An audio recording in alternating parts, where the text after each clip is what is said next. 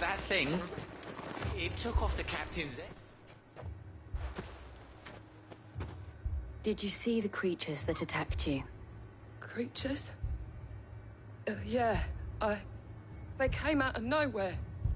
They went for Joseph first, then me, and then they were just gone. Do you remember where you were? On the road from Oriflamme. We just passed more when... Where's my Joseph? It's all right. Just rest now.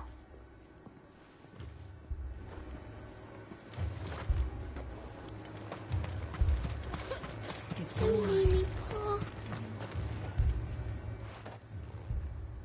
You're a pikeman, yes? What happened? I've got family in Moor. I heard the flood was spreading, so I went to see if they were all right. And a pack of them glowing things found me in the meadow. I ran for my life. I never did get to the village. Leave that to us. At least we have an idea of where the thralls might be now. We should head for more. I truly am.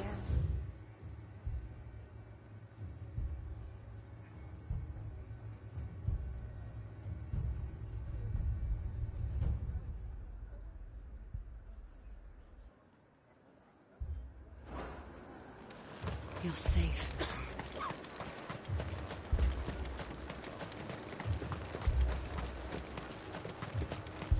I assume you have a plan? We need to find out.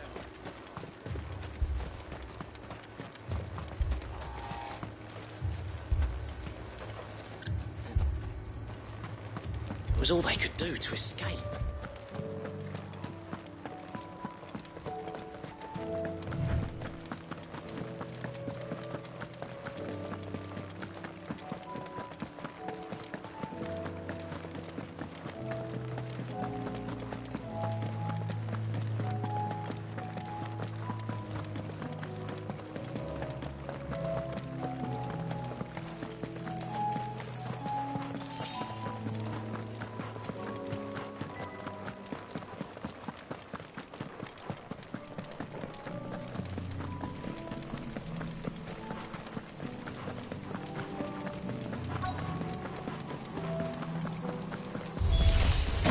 Clive, look!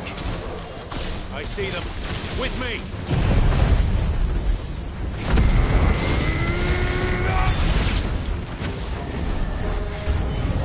Should I cry? Save your strength.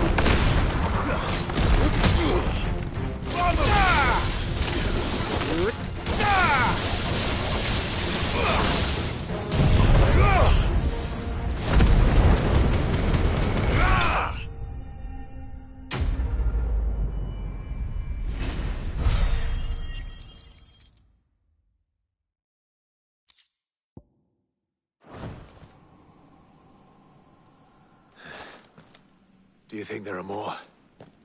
There are always more. But I'd say we've done what we can for the time being. Then we should let Isabel know.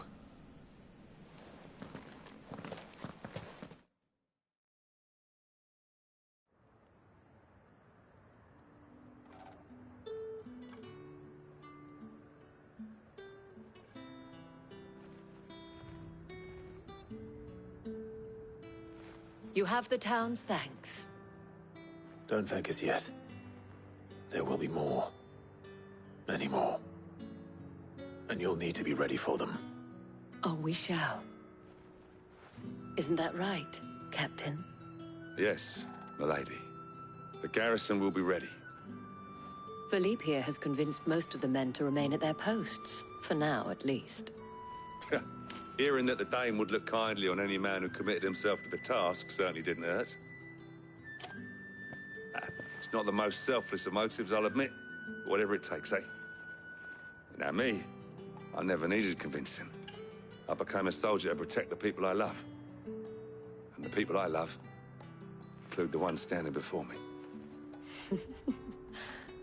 Handsome and chivalrous. Now, if you don't mind, I have sentries to post. Milady.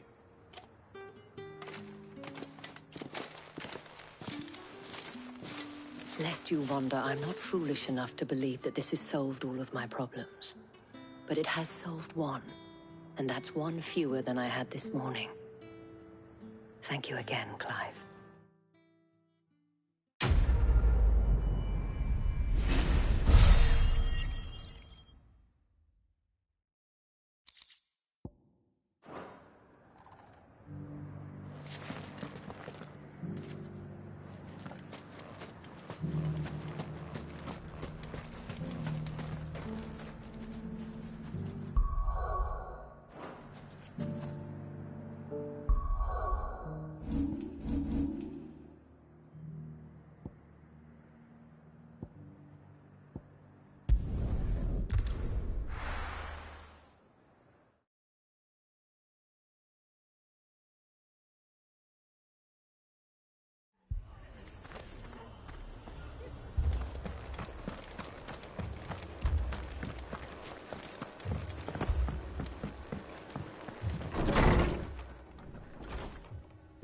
Martha, it's good to see you.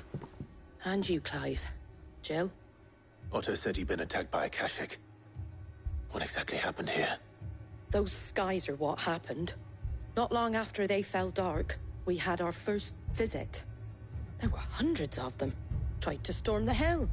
Only a handful made it up here, but that was more than enough. The rest are still down there now.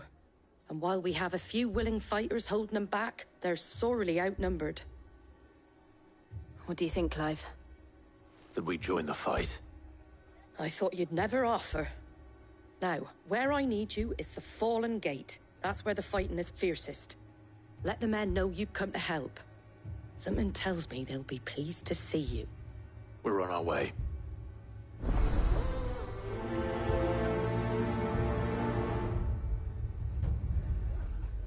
Do you think there are as many as Martha says? They were too fast. More.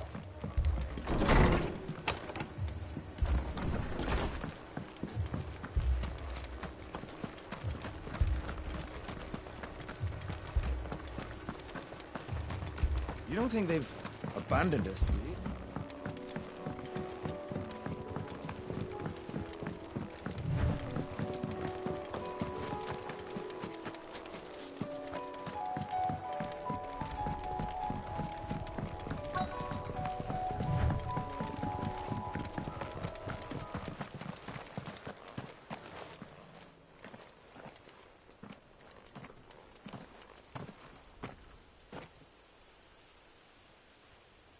Clive, wounded.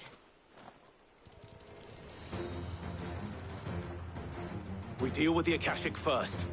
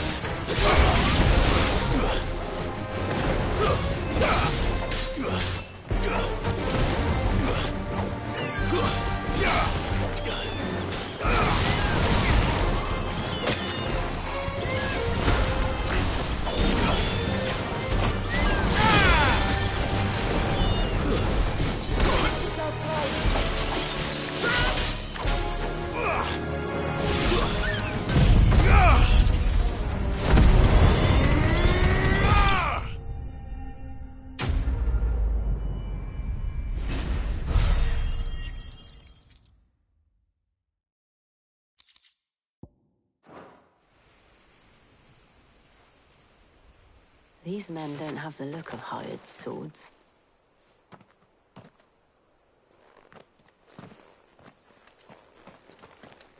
If you've come to rob this place, You are mistaken, my Lord Rosfield. We're here by Madame Martha's leave. how do you know my name? Forgive me, my lord. There wasn't time for introductions. We're with the Guardians of the Flame. Wade's men? But how did you come to be here? Where is your commander? Sir Wade left earlier with a scouting party to find out where the Akashic were coming from. Did he? Take your wounded back to the inn. Martha will see you're looked after. We'll join you anon.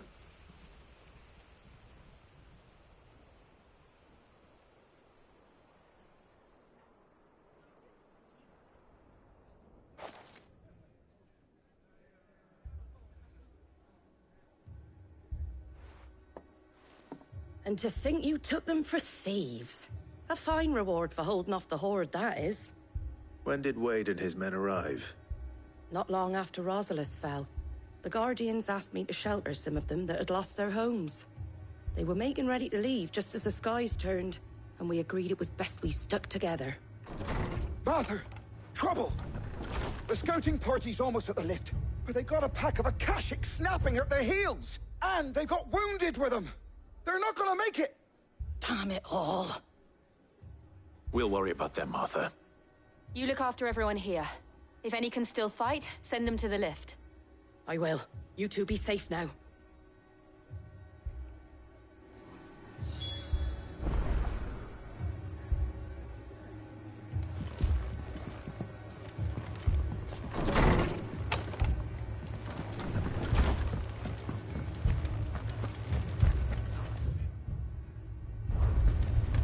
My brothers. Mad dogs. Alone.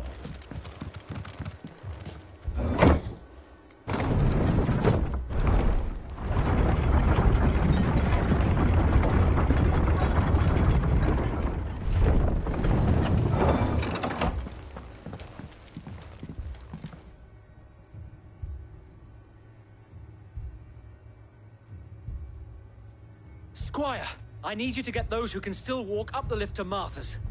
But what about... I didn't ask, Oscar. Sir. Sir Wade! Lord Rosfield. If you aren't a sight for sore eyes. Martha seemed to think you might need some help. And by the looks of it... We thought we could sneak by them. But we didn't know there would be so many. How could we have? Behind you!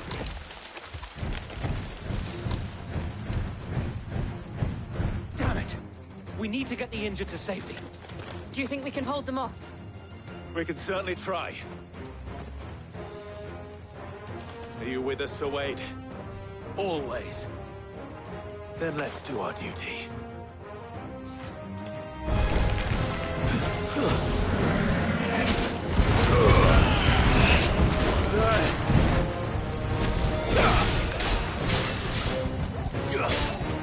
You're finished!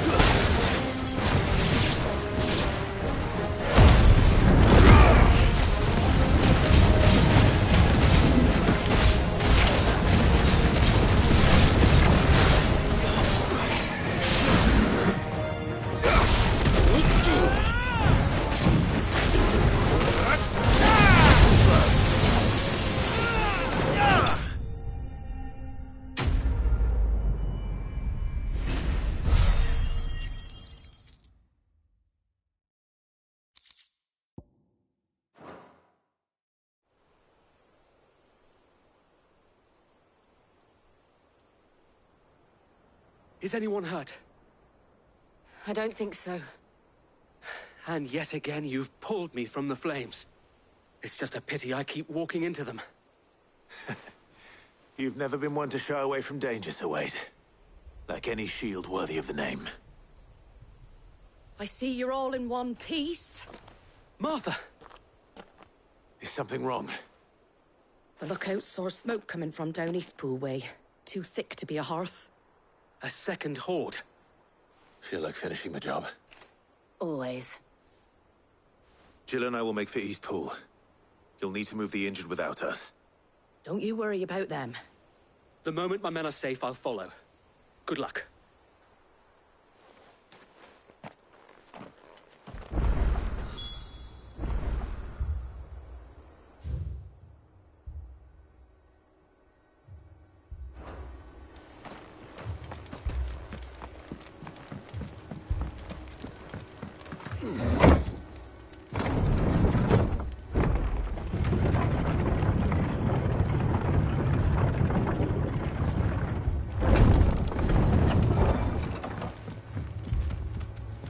Mad dogs.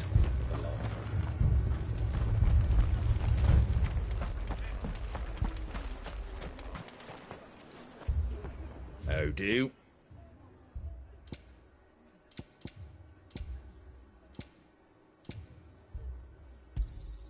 Much obliged. Thanks very much. There you go. Much obliged. Thanks very much. There you go. Thanks very much. Much obliged. Thanks very much.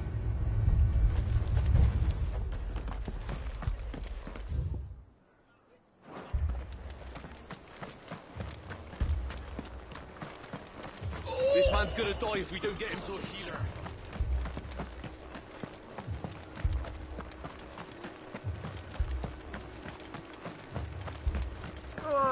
Just patch me up as quick.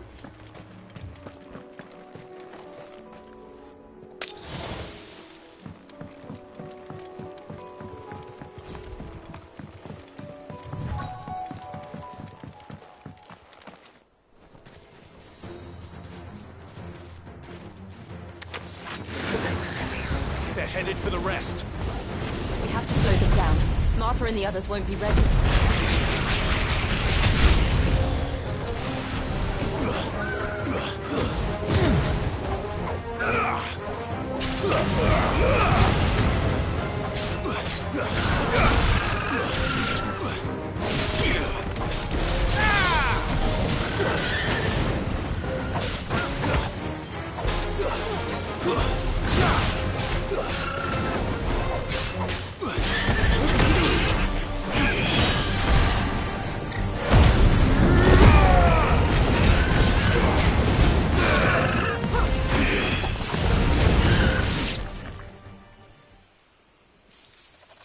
Something's coming. Apologies, my lord. Did I miss anything? Only the first round, Sir Wade. Shall we?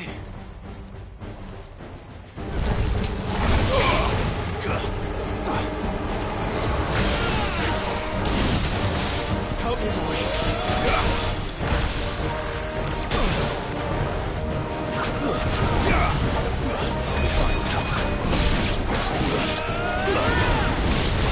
Nice try. And another!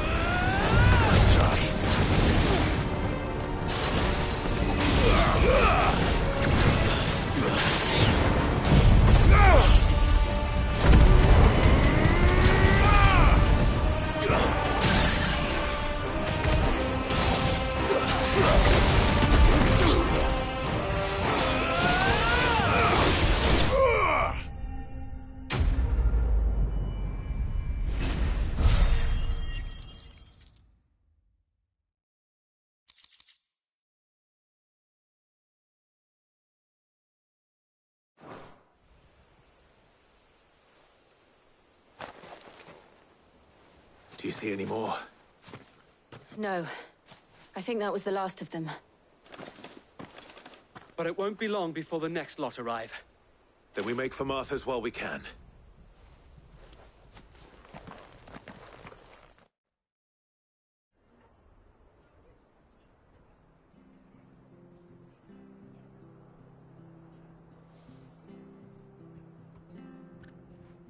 What did you find out there?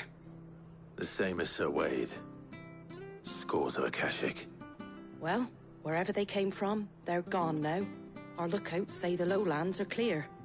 Hopefully we'll have enough time to lick our wounds. How many of your men were injured? A damn sight less than if you hadn't turned up. Thank you. It was a hard-fought victory. But as long as the skies remain dark, I fear the Akashic's numbers are only going to rise. It's not a matter of if the Horde will be back, but when. And whether that's sooner or later, we'll need to be ready. The inn here affords a good view of the land, and is easily defendable. I'd like to make this one of our outposts. What do you say, Martha? You'd have more men to guard the rest. Well, when you put it like that, of course they can stay.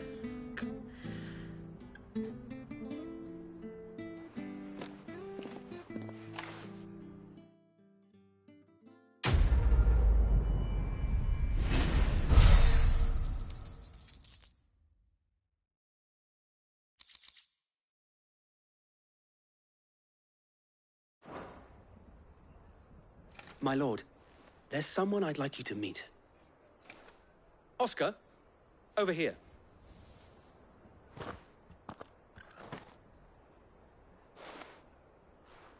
It is an honor to make your acquaintance, Lord Rossfield. I am Oscar. Oscar of House Murdoch. Murdoch? I wasn't aware the Lord Commander had children. Oh, he didn't. But his brother, my father, did. I am Sir Rodney's nephew. Well, go on, then. It's not for me to ask him. Yes, Sir Wade.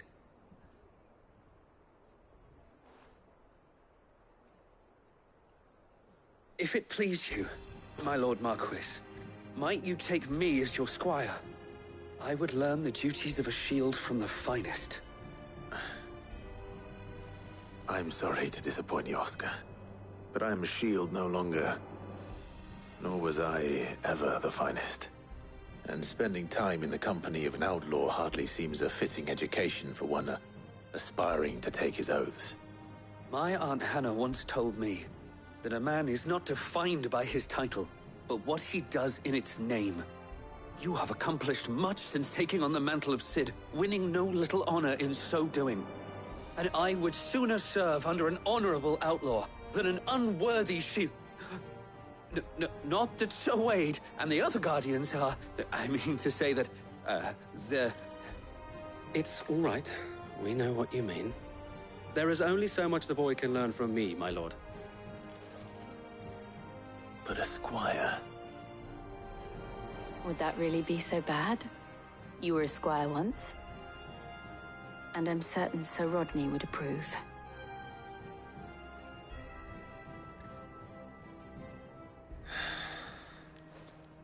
Know that I'll show you as much leniency as your uncle showed me.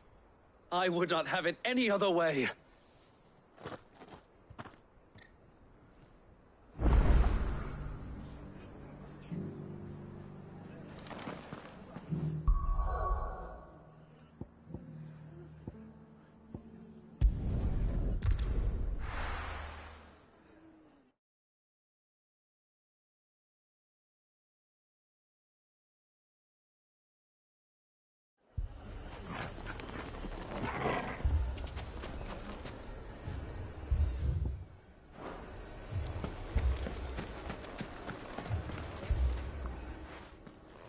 Cid, your new companion appears much more formidable than your uncle. Should I be worried? You haven't been introduced. Jill, Clive has told me much about you. All lies, I'm sure. Your Stolas said that Dalamil has a bandit problem. Indeed. Although, you're a little late. They left with our food and guild days ago. Any idea where they went? The desert's a big place. Your guess is as good as mine. But the fact is, I have more immediate concerns. What did you say to me? What did you say? Ah, as if by magic. Let's just say we've yet to reach a consensus about how to solve Dalimil's little problem. And at this rate, it won't be the actions of the bandits which prove to be our undoing. It will be our own. I've tried reasoning with the dissenting parties, but even the Desert Hare has limits. Perhaps we could talk to them. What makes you think they'll listen to us? What makes you think they won't? She makes a fair point, Cid. And you won't have wasted much of your precious time if you fail. They're just across the courtyard.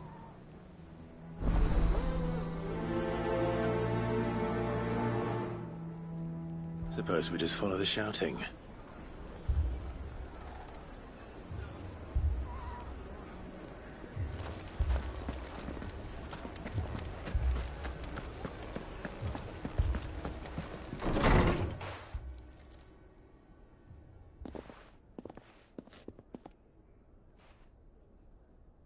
You wouldn't talk like that if it had been your men whose throats were slit. Blood for blood, it's the only way. We hire mercenaries and have them mount the bandits' heads on our walls as a lesson to the rest. And what happens when those mercenaries are slaughtered like your men? Are you going to hire more? We're better off using that coin to buy food and supplies. If we hire mercenaries, the only thing we're buying is the bandits' ire. And you cannot fill empty bellies with that. Do you hear me? But what happens when they come back? Maybe it'll be your throat that's slit. That's enough. Both of you. Any more of this and I'll throw you out myself. Come back when you're ready to talk like adults.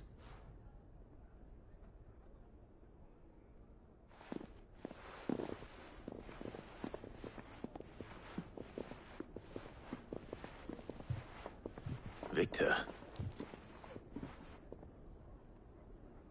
What's he doing here?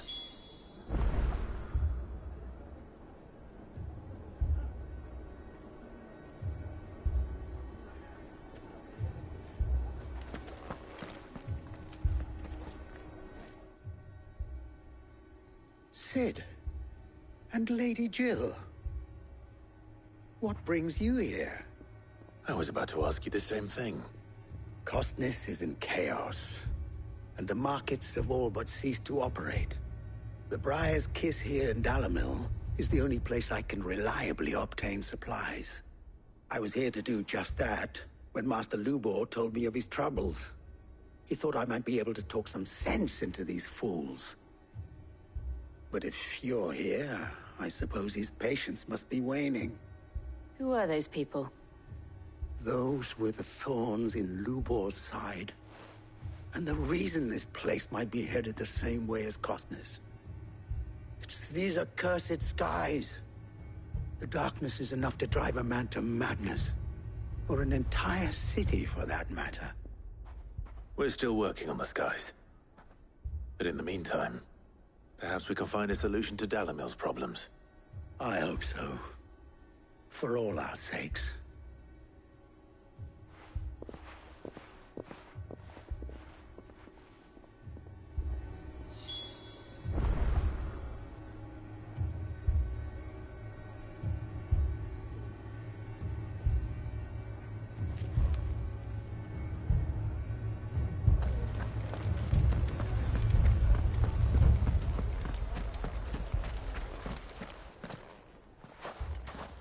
So, you see my predicament? What I saw was a room full of people who were angry and afraid. And with good reason by the sound of it. But if left to smolder, that anger and fear could set the entire town alight. My thoughts exactly. What to do? Both sides wish to protect their homes and livelihoods, if only they could agree on how. But as long as they are divided, we are vulnerable. And if there's one thing bandits like, it's an easy target. What would Cid the Outlaw suggest? Well, if it were my namesake, he'd let them choose for themselves, and be on hand to pick up the pieces when it all went wrong. That sounds like a recipe for disaster. A recipe for disaster is precisely what it is. But perhaps that realization would be enough to make them question the ingredients. While it's plain neither Conrad nor Natalie will countenance the other's proposal, it may still be possible to make them doubt their own, before presenting them with a third option. And that would be? To pool our resources and save the city ourselves. Why fight each other when all that fear and anger can be directed at the bandits? It appears we have a plan of action. Victor, pay Conrad a visit. See if you can't convince him of his folly. I'll speak with Natalie. As you wish. Your faces are not well known in this town. That may prove useful. Don't worry, Victor and I will do most of the talking. You need only play along. Play along? What he means to say is yes.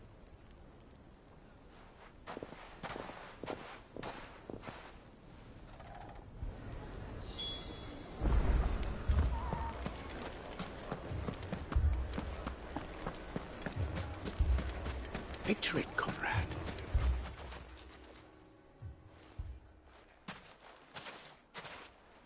Ah, here she is.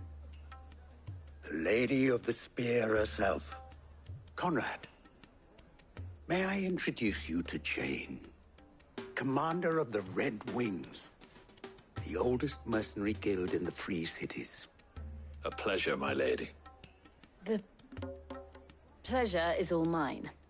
As I told you, I summoned the commander here from Canberra to inquire about a contract. Victor says you told him no. That there aren't any men left to hire. Is that true? True as the crystals cracked. Nobles came and claimed every last one worth his salt. And not just from us Red Wings. You know of the 7 high houses. There must be 2 swords assigned each one. Granted, we have a few boys left. If it's boys you're looking for. Well, Conrad, are you saying that Dalamel's finest cannot defend this town better than a gaggle of unblooded striplings? That a band of beardless youths could better avenge the deaths of your brave men than you yourselves? Absolutely not. We'll show those bastards who they're dealing with.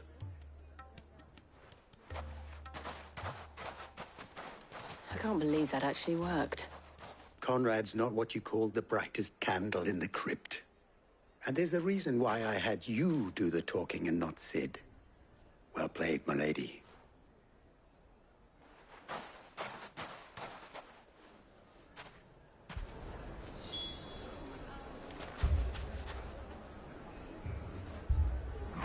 Then let us band together and show these brutes that Dalimil is not to be trifled with.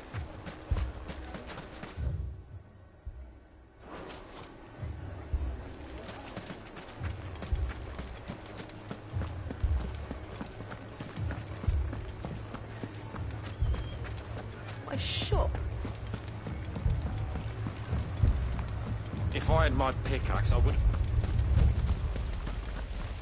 I mean, it may still be possible to buy some. Ah, here he is now. Natalie, allow me to introduce Lord Underhill of Randalar's prestigious League of Merchants. Lord Underhill. At your service. Underhill? I was just telling the good lady of our conversation, my lord, and how you were lamenting the state of the capital's stores. Lubor says that not only are the granaries almost empty, but that war and the Blight mean this season's harvest won't be enough to fill them for winter. Indeed, certainly that is the case. The nobles in the capital are buying up the city's stocks of barley and wine, driving the prices higher than most commoners can afford. It is only a matter of time before the peasants revolt. It is worse than I thought. If what Lord Underhill says is true, I fear we have little hope of supplementing our stores, meager though they regrettably are. And while I applaud your endeavors to dissuade our more bellicose citizens from seeking vengeance, I sense Conrad is not wrong in his assessment of the bandits' likely return. Which means that now, more than ever, we will need to secure what little we still have. Food, weapons, herbs, everything. If our humble town is to endure not only this hardship, but those that are certain to follow, we must stand united. All right. If it will help to protect my home, I'll do it. But you needn't have gone through this charade.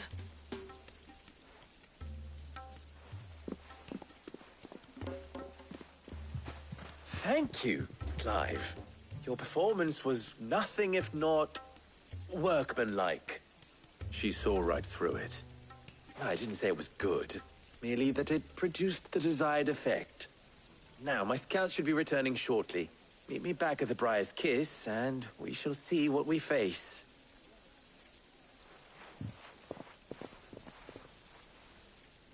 I'm not convinced our roles in this ruse were entirely necessary. I don't know. It appears I have Conrad seemed quite taken with you. I can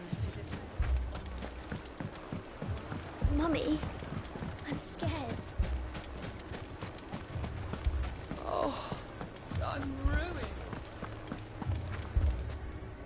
Good news, Sid. Both Conrad and Natalie have somewhat gracefully accepted their new roles. With time, they may even learn to...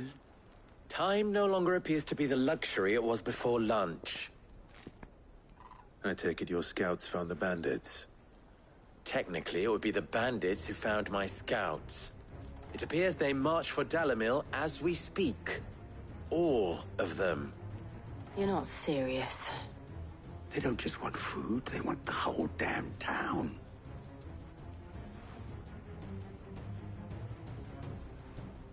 I have a favor to ask.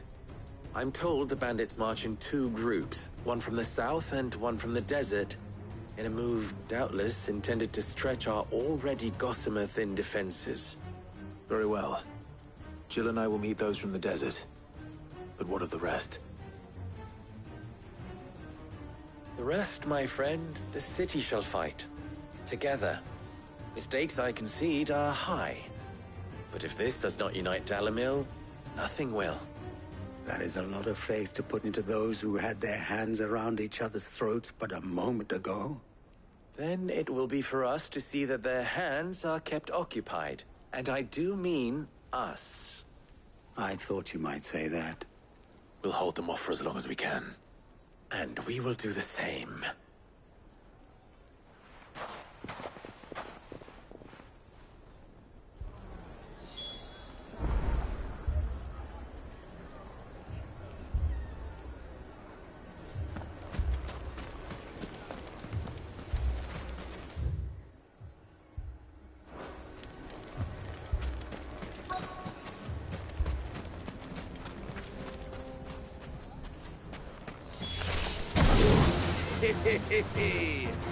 The women folk have come to welcome us.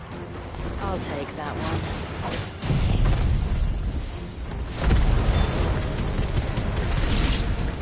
It's all yours. Stay down! They mean to overwhelm us.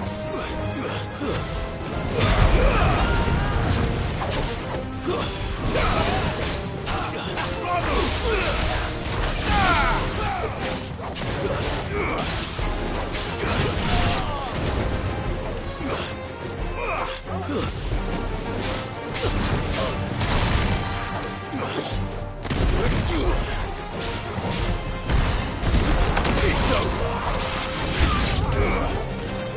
Give me thunder!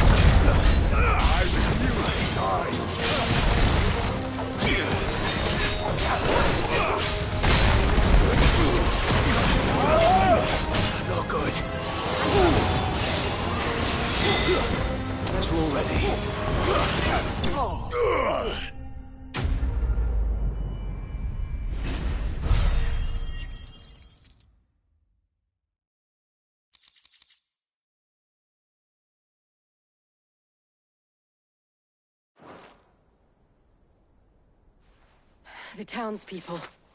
Could they have held out? I don't hear any fighting. What do you think? That we should hurry.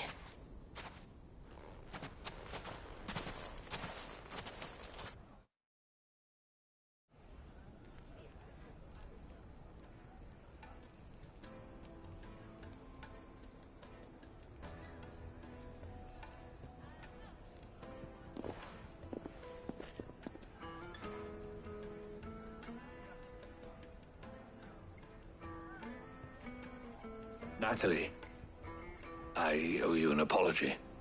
You did well out there. The inn would have been lost had you not held the line. Without you, there would have been no line to hold. You saved us, Conrad. You saved Dalimil. We all saved Dalimil.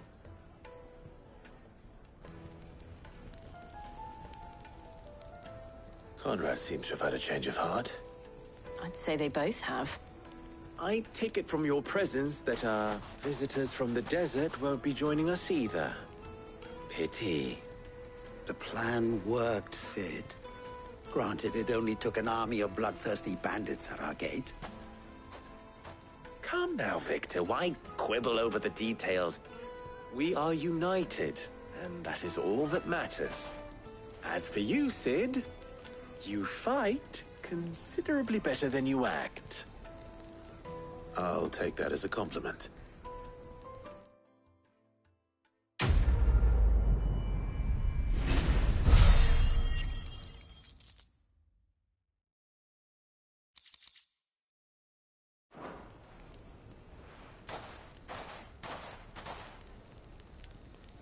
Our friends seem to have things under control. For now, at least. Let's go and put Otto's mind at rest. Swing a sword like that.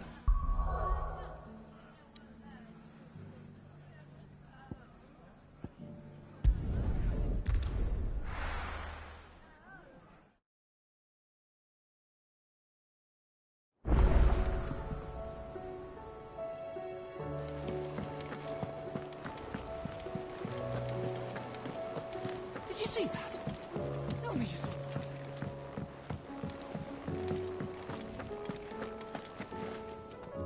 Was wondering when you turn up. Hellos from all our friends thanking you for your timely intervention. How is it you always manage to arrive at just the right moment? Luck, I suppose. Any word on the rest of the realm? Let's see. Storm's still crying out for mother crystals. The nations are still in chaos. And the skies are still the color of a kick in the kidneys 2 days on. So... Right. Clive, we knew this was going to happen. Well, not the bleeding skies part, but you take my point. Now's not the time to second-guess yourself. Now's the time to visit the infirmary. Talia says your brother's awake. Thank you, Otto.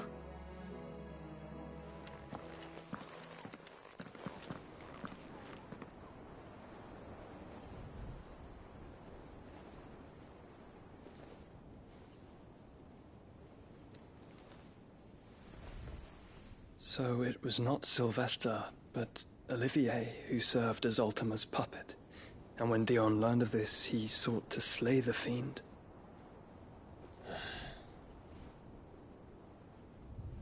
Only for his father to take the spear that would have freed him. Enough to drive a man to madness. Small wonder he hasn't stirred. I would be afraid to wake. Had I but reached out to him sooner, warned him of the threat Ultima posed. But now, both an empire and her prince lie broken. Joshua, what do you know of Ultima?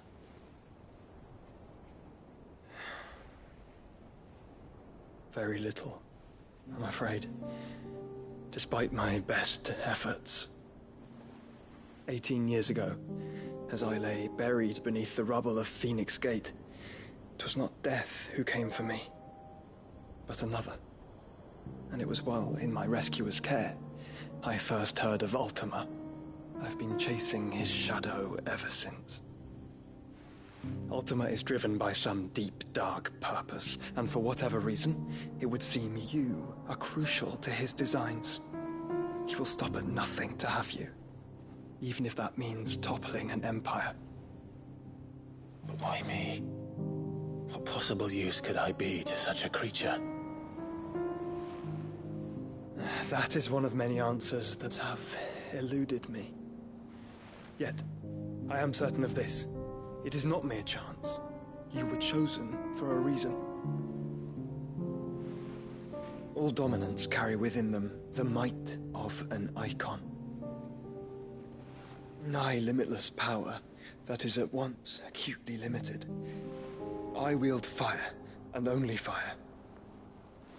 And I only ice. 8 wardens for 8 elements. But you, Clive. You are different. You're special. Your abilities begin with the flames of Ifrit. But they do not end there. The fact Ifrit can even exist goes against everything we thought we knew of dominance. Perhaps Ultima has been waiting for one such as you, whose potential is truly limitless. I've encountered that thing several times now. If it or he, as you say, needs me, why hasn't he claimed me as he did the boy? Were I to hazard a guess, I'd say the two of you are somehow incompatible. His mind not properly attuned to your body. His mind? Mind, awareness, spirit, call it what you wish. But I believe Ultima to be an embodiment of the concept. This is why I struggle and fail to contain him here inside me. I'm sorry. Inside you? With every setting sun, I feel my strength wane. And though the Phoenix's flames mend the prison I have made for Ultima, they do so at a cost. We must find a means to bring an end to him before I meet my own. What were you thinking? It was that or let him take Clive. And I've always had a soft spot for my brother. But that doesn't mean you should sacrifice yourself to save me.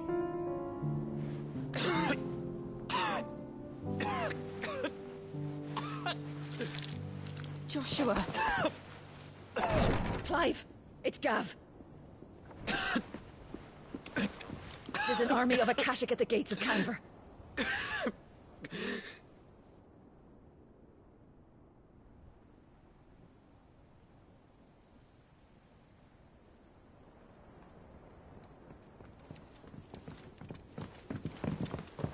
Well, what's the short of it? It's all Tyre told you. The capital of the Free Cities is under siege by an army of monstrosities. The city guard are doing their best to stem the tide, but numbers ain't on their side. What of Lord Byron and Mid? Were they able to escape? No, but they're all right for now. They're hiding with Gav at midship. We have to get them out of there. And we shall. Otto, prepare a Stolas. Tell Gav to stay exactly where he is. Understood. Vivian, what's the swiftest route to the Free Cities? That sounds like a question for the map. Look here. This road, through Tabor, should provide the least trouble. Good. What a coincidence. Tabor is exactly where I'm bound. Joshua, bed is where you should be bound. You don't think I told him the exact same thing? Were Tyre not such a talented healer, I would surely have been inclined to agree. But, thanks to her ministrations, I feel I may safely rejoin my attendant, who was to wait for me in Tabor if we became separated. All right, we travel together. Clive! If he stays close to me, he'll be fine. Thank you, brother. I'll look after him.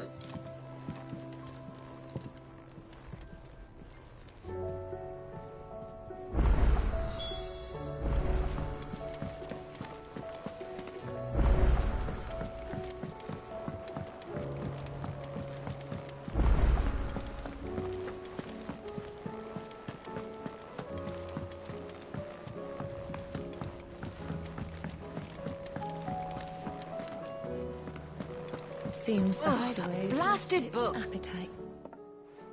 Here, you put me in this situation, Clive. You can bloody well get me out of it. I need a hand with a recipe. Are you sure it's me you're looking for? I'm not much of a cook. I'm all the cook will be needing, thank you very much. What I want from you is a little of your time, right? Oh, and perhaps your sword. You remember Ivan's stew, right? Well, despite the look of the thing, and that awful stench, people wolf it down. So I thought I'd try making one of these supposed masterpieces myself.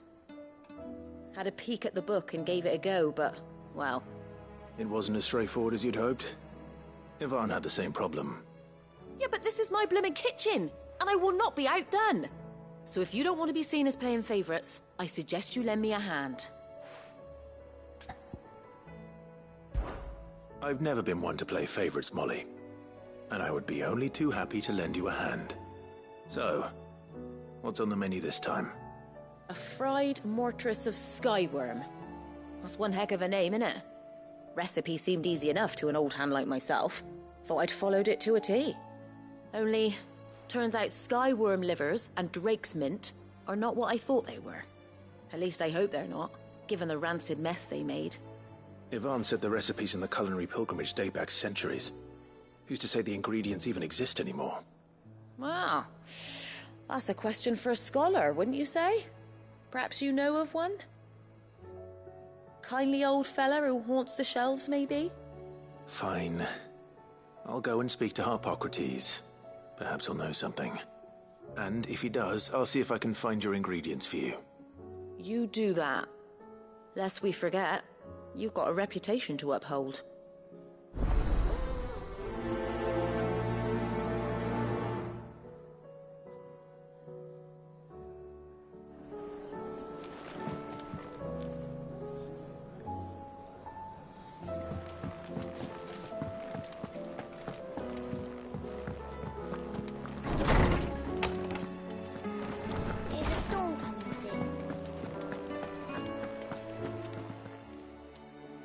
Lawsman Harpocrates.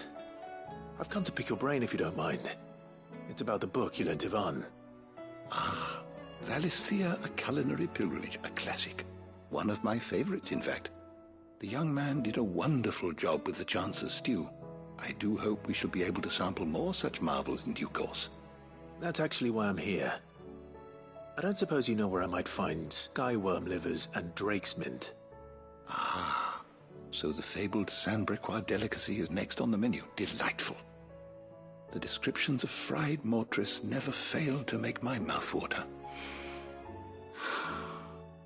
Now, skyworm is a somewhat antiquated name for the wyvern, their ground livers being the paste from which the mortress is made. Dragon livers. How very Sanbreque. One would have thought the disciples of Bahamut would have a touch more reverence for their Eikon's brethren, but apparently not. I believe the specific dragon the recipe demands is the blueback wyvern, said to be the very color of the sea beside which it resides. So we know where to look for our liver. But what about the drake's mint?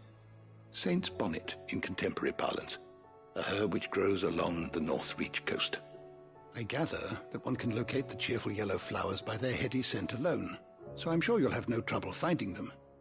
I may add that people once believed game was best served with the flora that sustained it in life, in which regard fried mortress of skyworm is undoubtedly a typical dish of the time. Meaning that if I find one, I find the other. To Northreach, then. Best of luck, Clive. And do save me a bite once the dish is complete.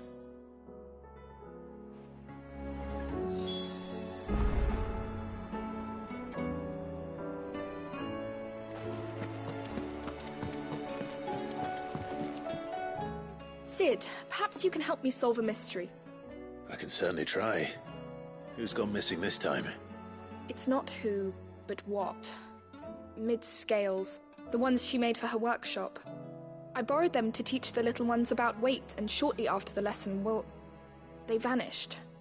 My first thought was that they'd taken them off somewhere to play, but when I asked, they swore they had nothing to do with their having disappeared. Which almost certainly means they had everything to do with it. Perhaps a visit from Sid will jog their memories. I think it just might. Thank you. I don't like to imagine that my pupils would lie to me. But if they have, I'll have no choice but to discipline them accordingly. They were in the atrium when I last saw them, as always.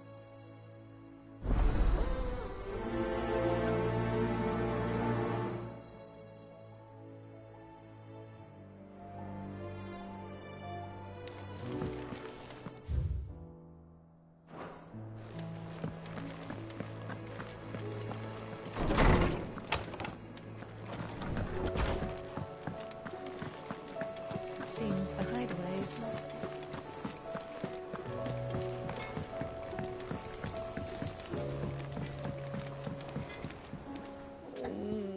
What am I gonna do? Is everything all right, Goots? You seem more discomposed than usual. Oh, I don't know what that means, but I'm in a bit of a muddle. Oh, I think Nan might be in trouble, and she's... It's all right.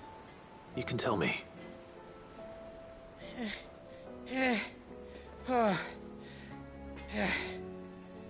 There was a trader came by. One of our usuals, like.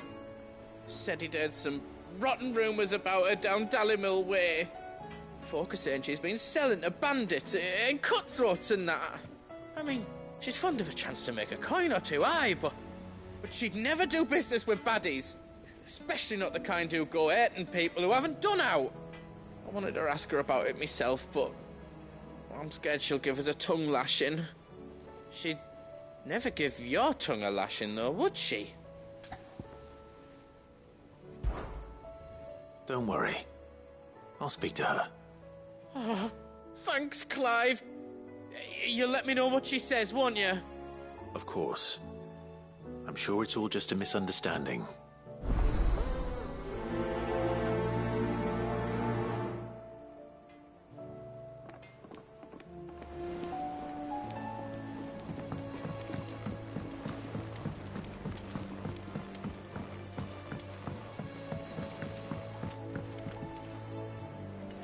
I heard the Emperor was impaled on his...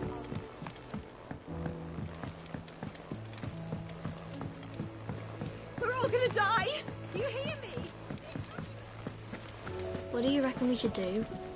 I say we should just...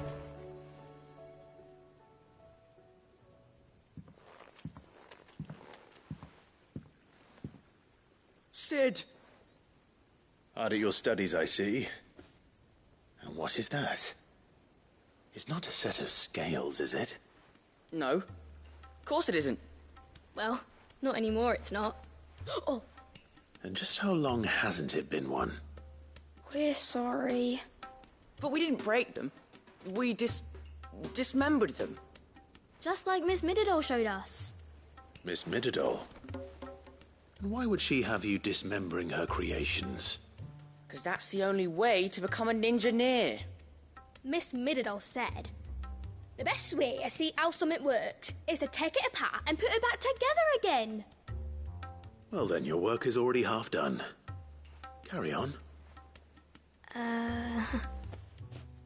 About that. The taking apart was easy enough, but it's the putting back we can't work out. Speak for yourself. The heavy thing goes at the bottom. Then...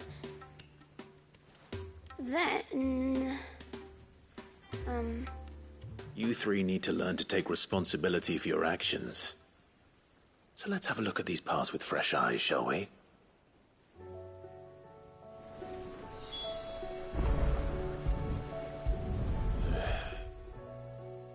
All right. Everything here was once part of Miss Mididol's scales. Every piece has its own role to play, And each is just as important as the others. If even one of them is missing, the scales won't work. So let's think about what those roles might be. You already know one of the pieces. The body. Its role is to support everything else. But what of the others?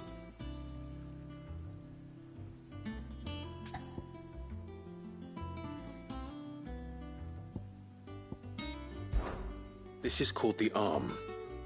Why do you suppose that is? It doesn't look much like an arm. You're right. It looks more like a wing. Like a chocobo wing! You've ridden a chocobo before, haven't you, Sid?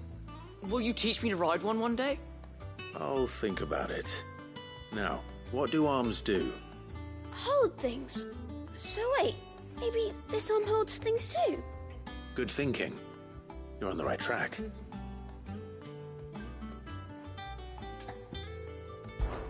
These round parts are called the pans. You all know what a pan is, don't you? I do. Molly uses them in the kitchens to fry bangers. But these aren't for frying bangers, you idiot. They're for weighing stuff. But what if I wanted to weigh goods? I don't think you'd fit on that little thing. Probably not. What are the chains for? Holding the pans up? Well spotted. Which means something must hold the chains up in turn.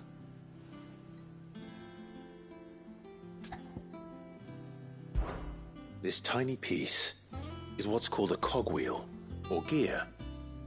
Have you ever seen one before? I have. Miss Minidole's dungeon is full of them. Most are on the floor. She puts them in all her inventions. They spin round and round and round and round and... That's right. They're very useful when you want to make things move. Do you remember if there was anything on the scales that moved? I remember the arm moved when I tried weighing an apple. And then somebody ate it. Not my fault. You shouldn't have tried weighing it before lunch. You know what part's supposed to move and how it's supposed to move. So, let's put the pieces together first, see what doesn't move, and then stick the cogwheel to that. Not a bad idea. You see, it's not so difficult. So, now that we've taken stock of the parts and learned what they do, what do you think? I think we've got it. Then here's what we'll do. You tell me what goes where, and I'll put the scales together. Well, obviously you need to start with the body. All the other pieces fit onto it, don't they? And the arms go on the body, just like real arms. Or wings, if you're a chocobo. And then the arms hold the pans by the chains. Very good. Let's see if that works. There. All finished.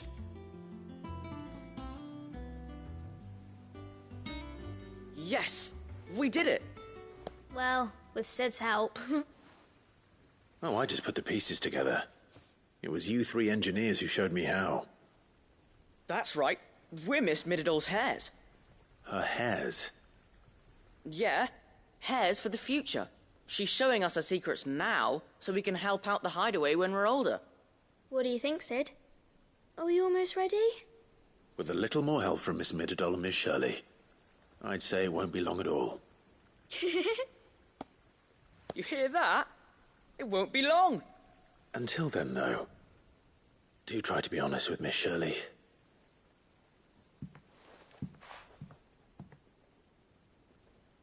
Hey, look! We never used the cogwheel. You don't think Sid forgot about it, do you?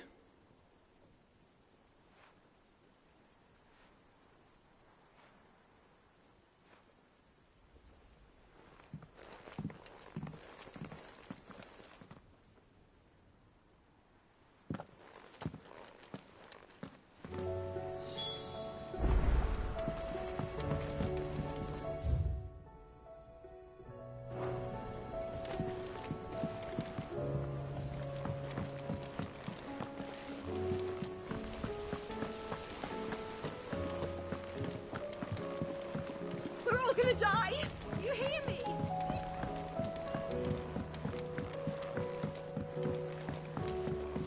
I heard the Emperor was impaled.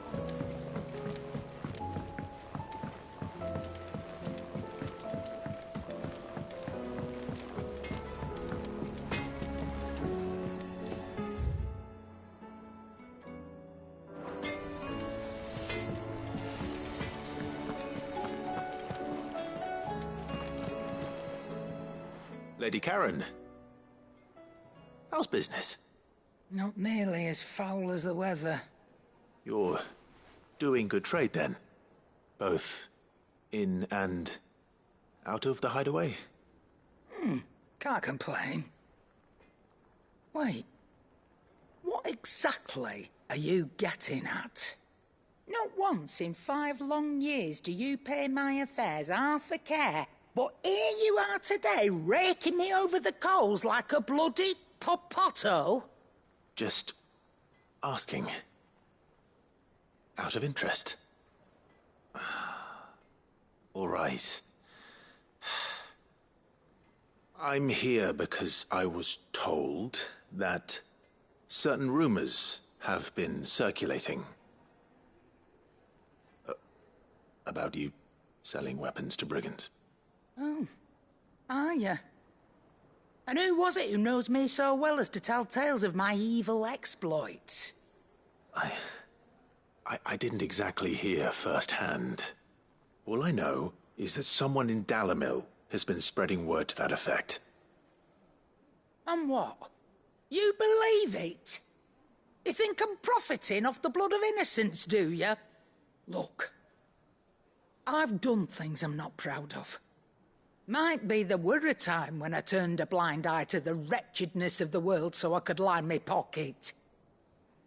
But that woman is no more. And you'd know that if you'd ever paid the slightest bit of notice. You're right, Lady Karen. I apologize. It was wrong of me to doubt you. No, it was. Now, I reckon you've got better things to do than pointing your do-gooding finger at a poor old woman. Of course. Good day.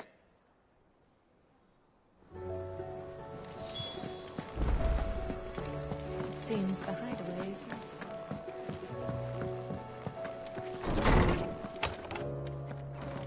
There's a storm coming, Sid.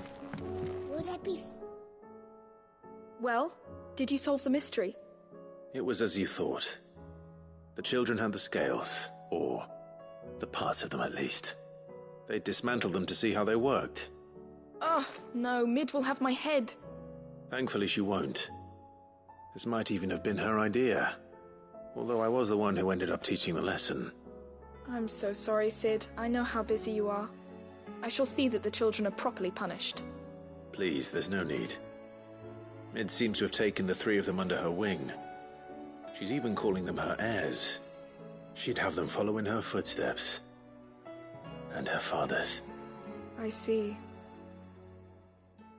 Sid, do you know why Mid has been spending so much time at the hideaway of late? She told me it was because her studies have been interrupted by events in Canva. Is that not true?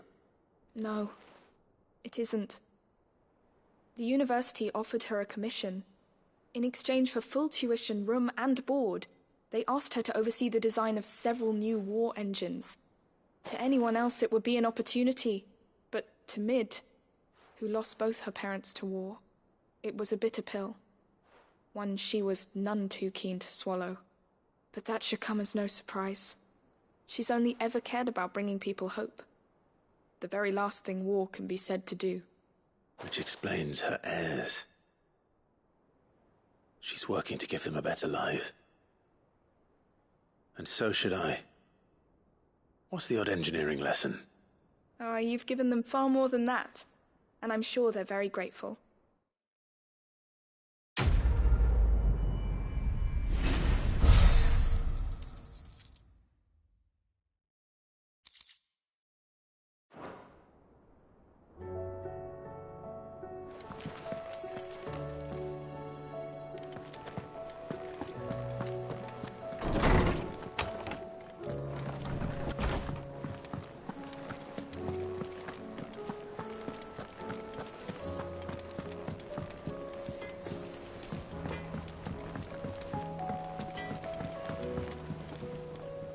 I spoke with Lady Karen. What did she say? That the rumors were unfounded, and that I was a fool for thinking they might hold any truth, along with some other things that made her feelings clear.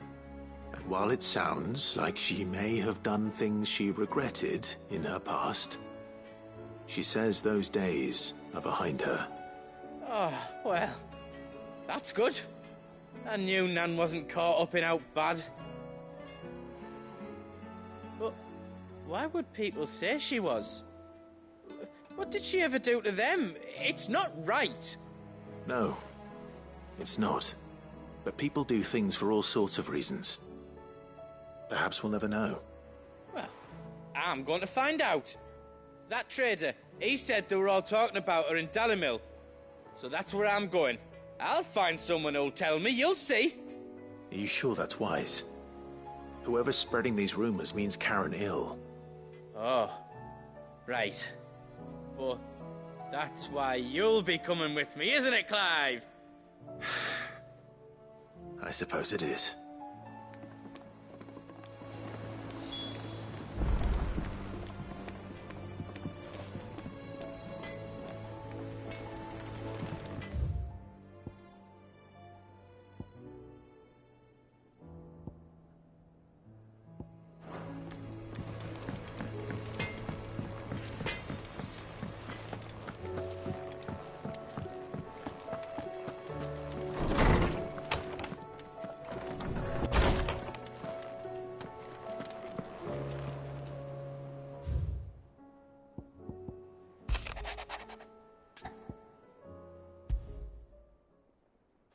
Rutherford.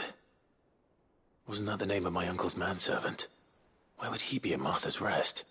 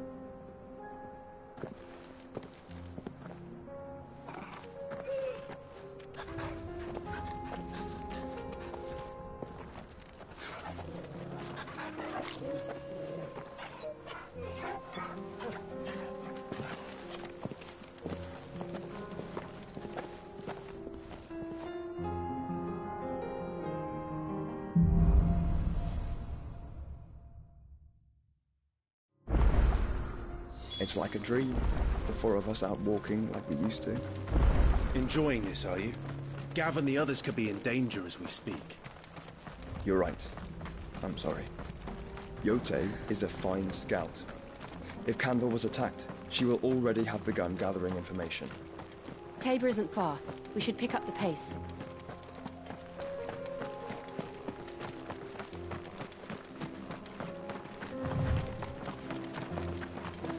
We can use the ruins to cross the ravine.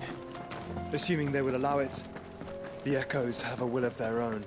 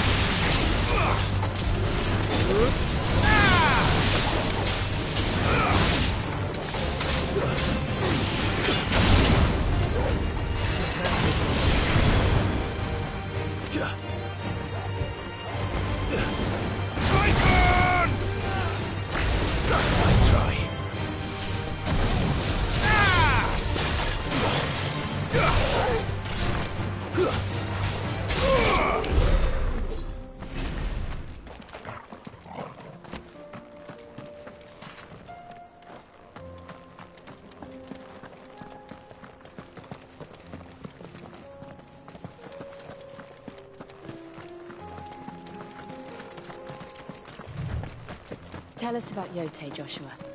She's strong-willed, loyal, and deadly with a blade. Much like Clive, but with better manners.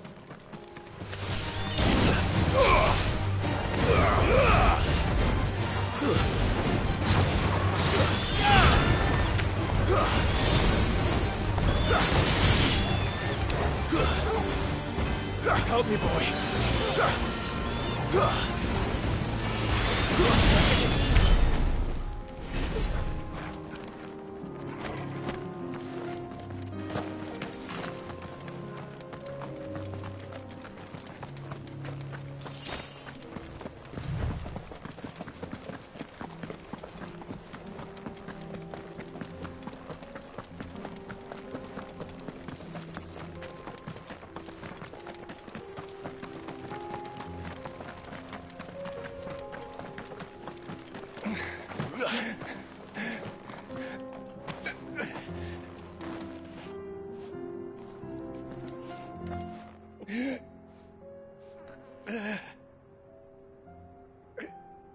You're injured. What happened here? Where are your comrades? The ether flood up ahead. It swallowed our camp while we slept. My own men did this. Turned every last one of them. There's a village not far from here. Tabor. The people were kind to us. It's only a matter of time before they won't stand a chance. We can't let those monsters reach the...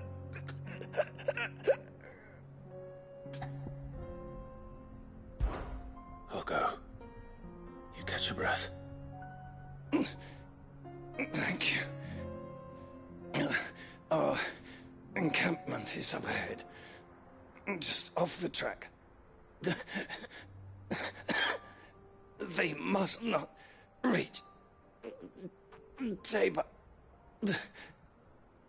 Forgive me, Lord Kuka. Rest well, soldier.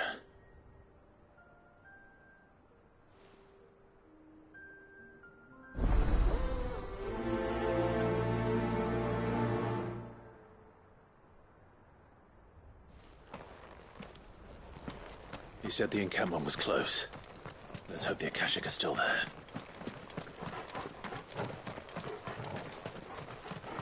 Another ether flood. They're everywhere now. We can't go round it. Then we'll just have to be careful.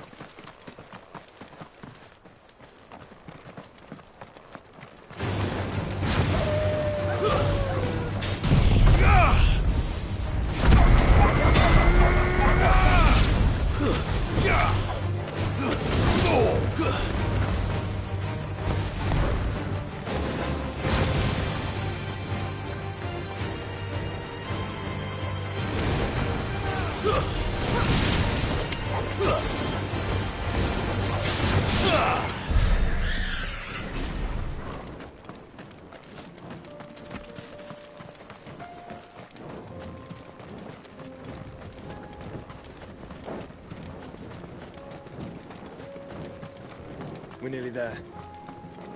Have you been to Tabor before? There are a few places I haven't.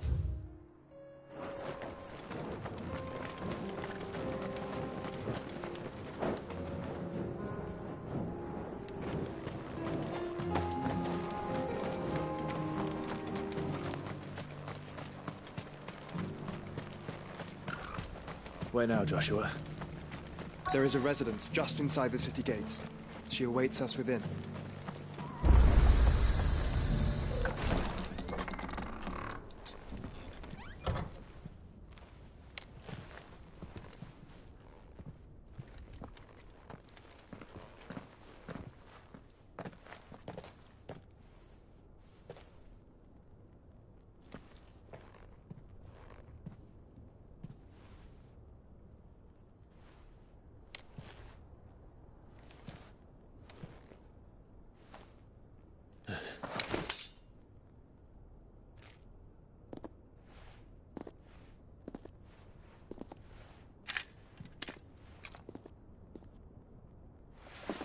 My Lord Marquis, it is an honor.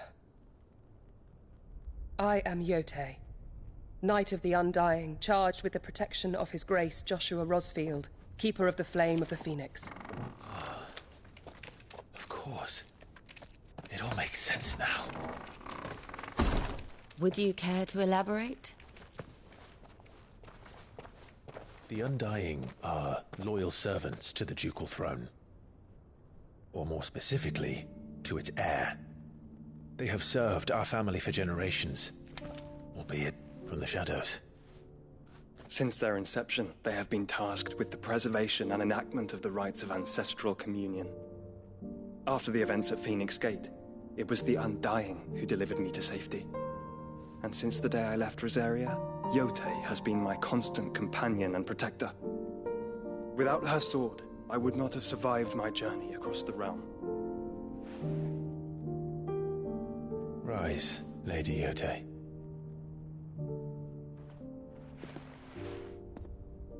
You saved my brother. I owe you a debt I can never repay. I but did my duty. Come now. Tell us what you've discovered. Your Grace. It is as you feared. The vessel we spied off the coast of the Crystalline Dominion on the night of her fall. It was the Einherjar. Beyond any doubt. The Black Galleon. Joshua, the Einherjar is the Royalists' flagship. What business would they have in the Dominion? Upon learning of Waloed's involvement in recent events at Drake's Fang, I sensed the malign influence of Ultima, and bid Yote and the Undying look into the matter. We have reason to believe that the Black Galleon weighed anchor shortly after the fighting began, and set a course due south. For Canva. Then it is Waloeda Knights who besiege the cities. What is left of them, yes. And the Black Galleon sails at but one man's behest. Barnabas Tharm.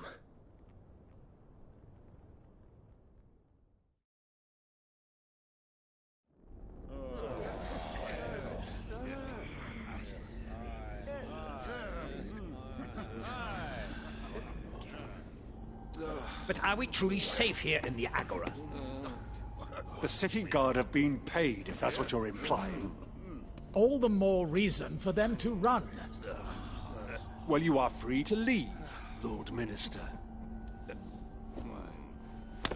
Markets abandoned, warehouses aflame, blackened hulls choking every port in the capital. Canva is ruined.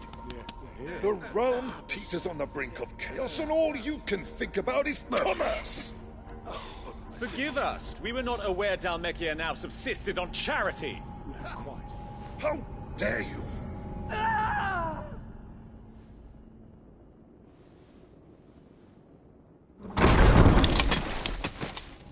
Distinguished members of the Council, you must forgive His Majesty this intrusion. What is the meaning of this? A trifle crowded, but I fear it will have to serve, my liege. Very well. My colleagues, do you not see? The King! He has come to save us from the Akashic!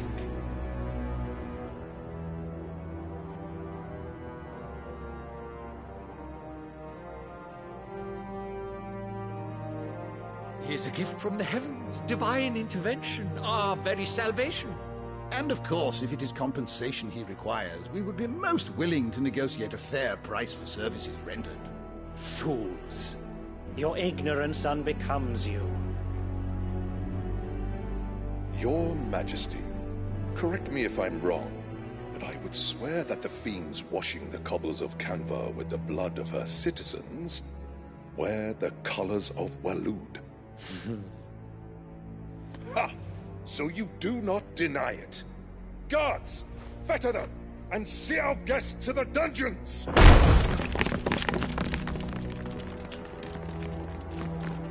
Enough.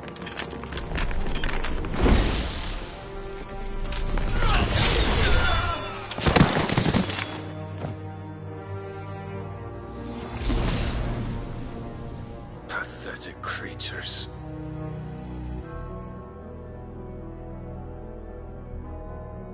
That you should imagine yourselves worthy of salvation. The girl is still here, somewhere in the city. Her consciousness fair dripping with her late father's hubris. A consciousness to which Mythos is inextricably bound and inexorably drawn. See that he is made welcome. Yes, Your Majesty. Come, Mythos. Surely the prince's light cannot have sated you.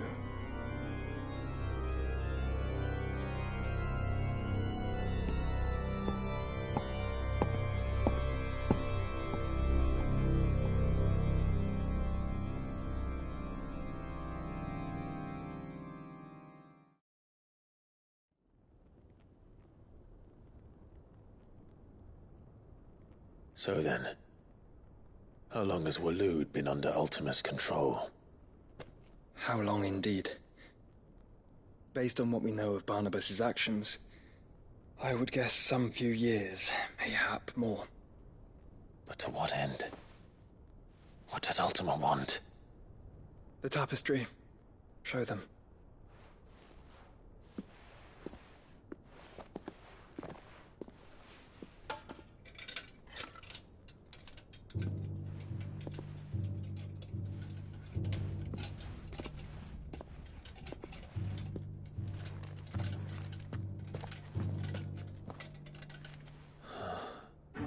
By the flames. Phoenix Gate, Drake's Breath, and now here. But what is it? It is old, ancient, even. Naught remains of the faith it represents, save what can be gleaned from the image itself. None could tell me what the one in the apothecary meant, even the Undying. But I believe it may be the key to discerning Ultima's purpose. That figure in the center, the one beneath whom the Eikons congregate, that I believe to be Ultima. He is a god, or at least godlike, his very existence beyond our ken. The Eikons, and by extension their dominants, are meant to be his subjects, and while some, like Barnabas, have accepted this role, others have rejected it. Like you, Clive, which is rather inconvenient, as it appears he needs you most of all. And gods don't like to be disobeyed. No, I don't suppose they do. Clive, may I tell Yote of the lake? By all means. Yote, I will be accompanying my brother to the Free Cities. Whilst we are afield, I would have you watch over those Clive has made his wards. Omielos delan tuisag ilith. Though well concealed, the hideaway lacks trained fighters to defend its occupants should they be discovered. But it is my duty to... As it has ever been my brother's duty, remember. If that is your wish, Your Grace. But please be safe. If aught were to befall you, You have my word.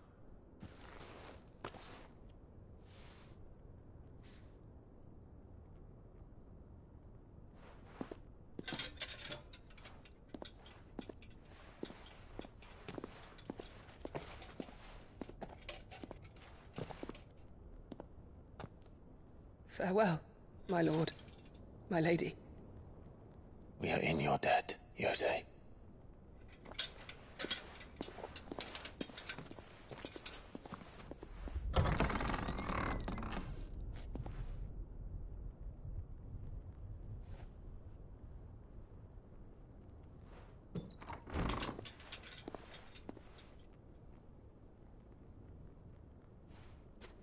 Let's find our friends.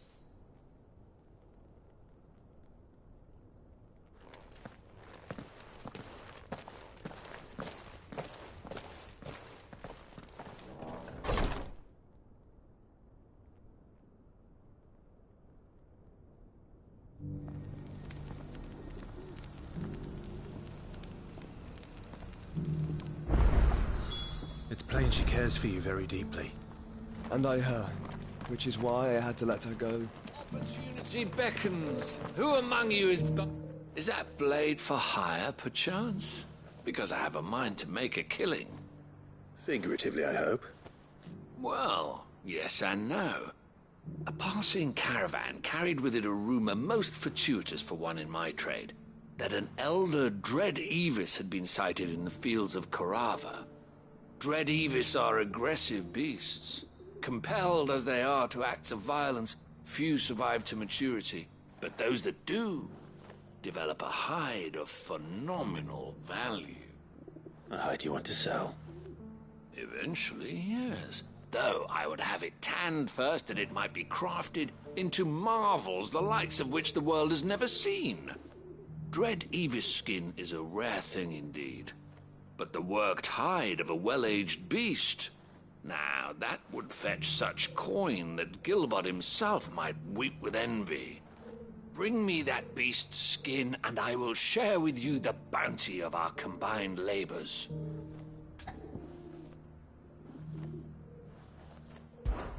All right. I'll hunt your Evis.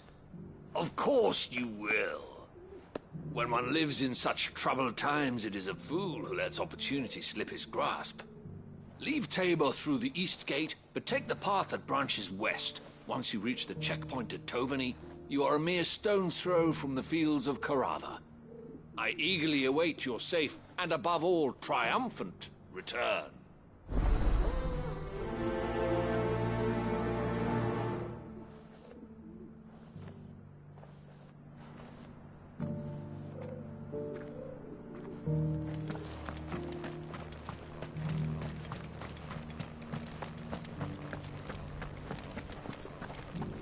Careful how you pack that leather. Any crystals... You! Finally.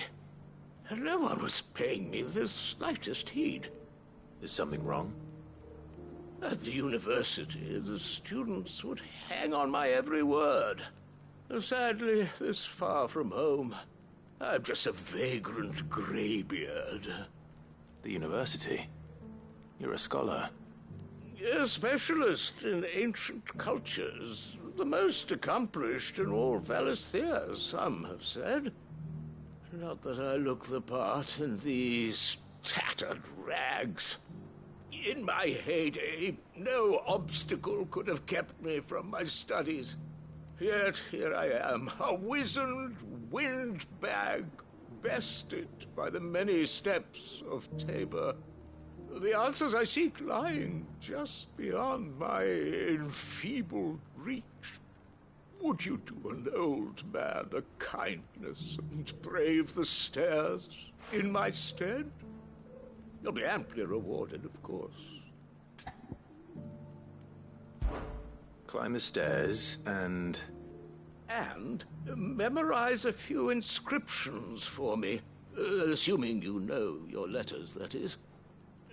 Some courteous soul is rumored to have carved clues to Tabor's rich history into stones dotted about the village. 3 of them, to be precise. 1 each to the north, south, and east. I'm here in the hope that those carvings might shed light on a riddle I've been pondering for some time. Namely, the otherwise undocumented origins of Tabor's unique people. People quite unlike those of neighboring lands. I can't promise I'll remember everything perfectly. Remember what you can. I'll piece together the rest. Make for the domed pavilions, and you'll have no trouble finding the stones.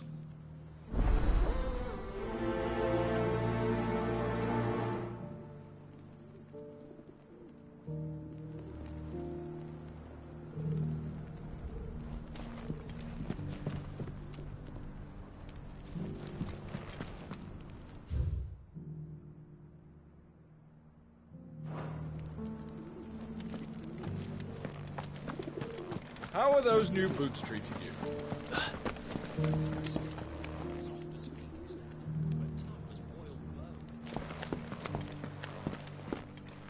That Cyril fellow's an odd fish, don't you think?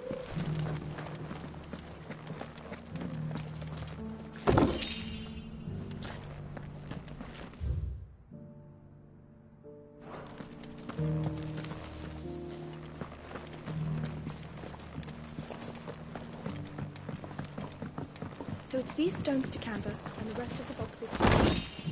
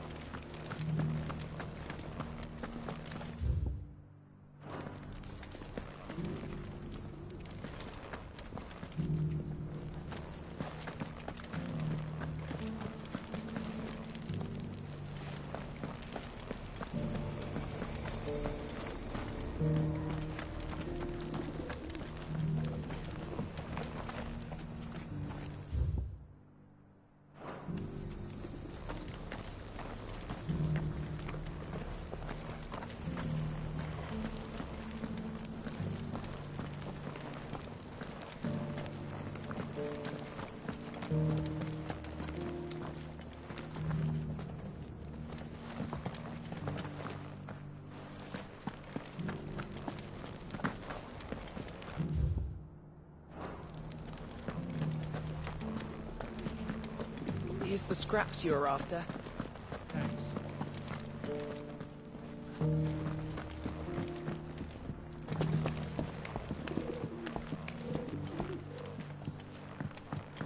Decent quarry's been hard to find since the sky's turned.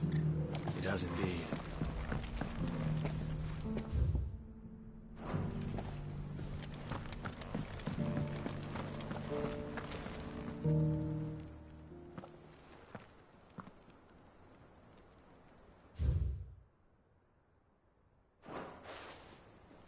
Farmers must have settled here in Tabor.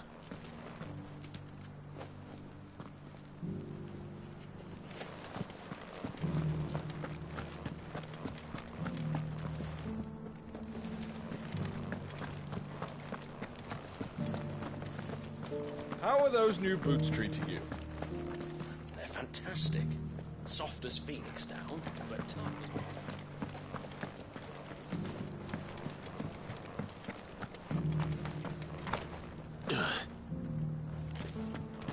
Beneath the flood, yes, and not a stone's throw. I hope it doesn't spread.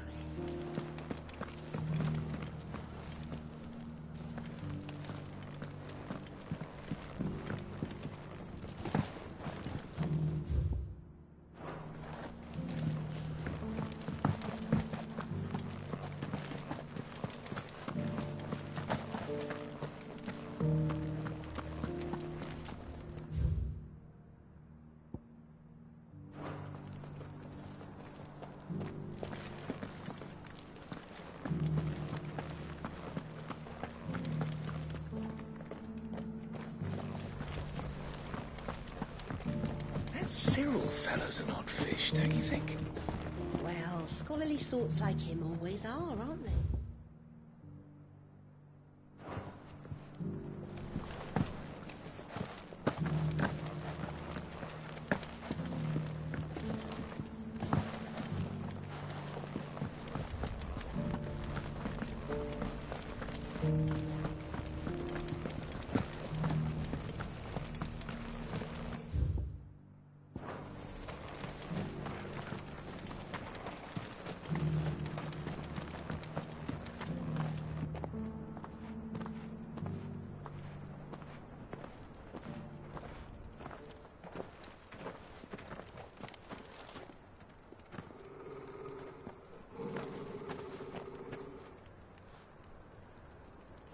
Cyril. How fares the search? Well, Your Grace, my report shall be with you ere long. Ah, yes. Yotei is otherwise engaged, at my behest. And the duty of wardenship? Fulfilled. For as you see, I've been reunited with my First Shield. I am Cyril, Knight of the Undying and bearer of the Burning Quill, charged with chronicling the mortal deeds of His Grace, Joshua Rosfield, Keeper of the Flame of the Phoenix, and rightful Archduke of Rosaria. I entrusted Cyril here with overseeing the investigation into Ultima's origins. Findings from his brothers and sisters afield are delivered here to be collated and catalogued. Just how many Undying are there? Not nearly enough, milady. Yet we are glad to give our all in service to the Phoenix. Such is, and has ever been, our creed. I see. You have your associates, I have mine. But you may now think of them as ours. That won't be a problem, will it?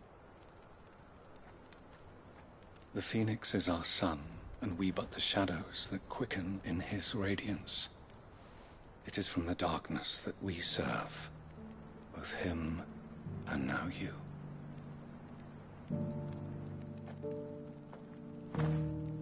Pray accept this token.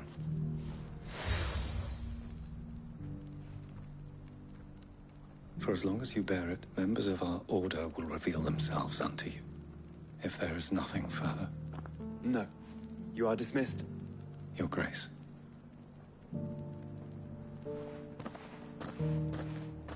To Canva, then. We'll talk about this later. Cyril seemed very, You certainly keep strange bedfellows, Joshua.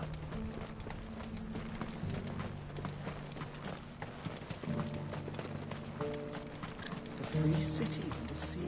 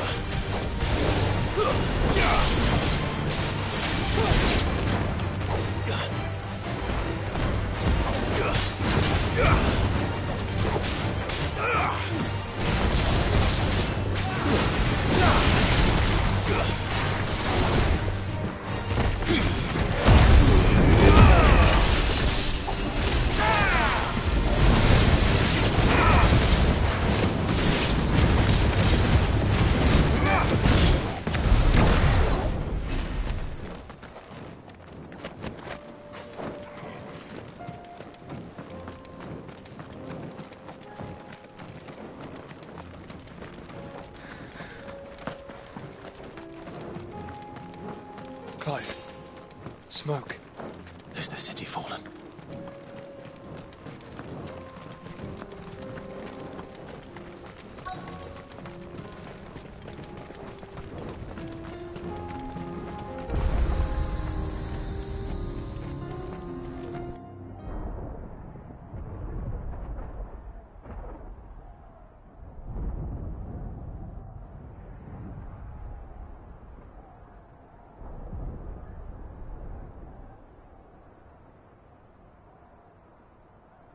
free men are still holding their own, then. Do we have any idea where Gav and the others might be? There's a warehouse near the docks where we agreed to meet if there was any trouble. We should hurry.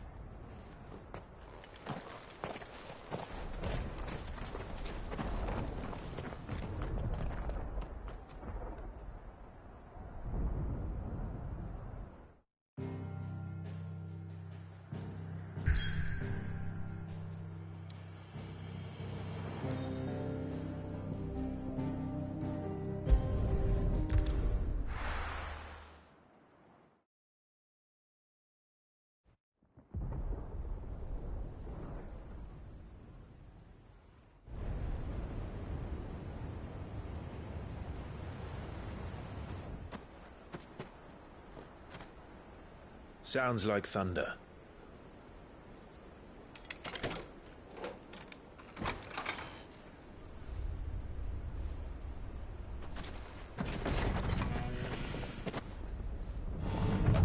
You're late. We're starting to think you'd stumbled off a cliff. I seem to recall that was you, Gav. Good to see you. Any trouble on the road? Nothing we couldn't handle. I knew you'd come. Is that who I think it is? Yes. Allow me to introduce my brother, Joshua. Clive's told me all about you. Or even listening most of the time. Name's Mididol, but everyone calls me Mid. My lady. Hey?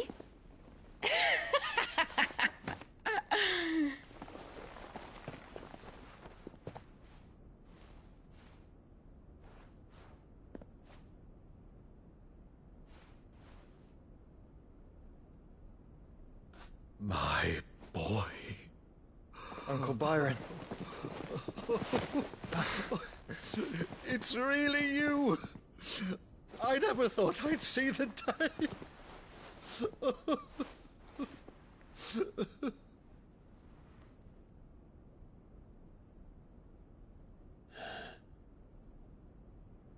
So these Akashic are being controlled? That's what it looked like. Empty eyes, eerie blue glow. No doubt they were turned, but silent as monks, every last one of them. Your man here speaks true, Clive. We saw more than a few in the city. They moved in ranks with a purpose, and not of their own. Ultima's doing. Perhaps. What of the city? The people? Dead, mostly. Mostly, but not all. A handful managed to lock themselves in their villas before the Horde arrived. Some in the merchants' district to the west, and a few others on the far bank. If the Akashic stumble across either hiding place, a few bolted doors won't hold them for long. We need to find them. And quickly. What do you propose? We split into two parties. I will make for the merchants' district, while you look to those across the river. Mind keeping an eye on my brother? Not at all. We find the villa and try the servants' entrance. Understood. And what of us? Mid, is she fit to sail? The ship, the Mithril engine could probably do with a few more tweaks. Then you better work fast. Even if we do reach the survivors in time, they'll never make it to the hideaway on foot. You leave that to me. See that Mid doesn't get herself into trouble, would you? Think I can manage that? I'll keep him safe. Looks like you stuck with me, Byron. That's Lord Rossfield, you little gutter snipe!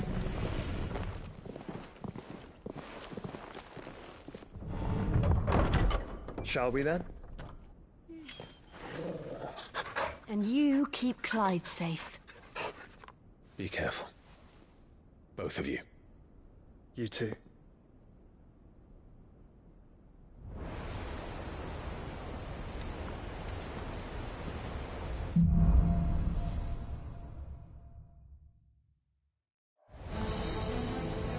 right, Torgal.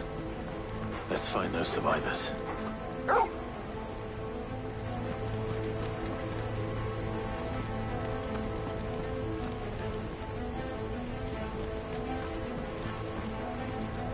They don't stand a chance against those things.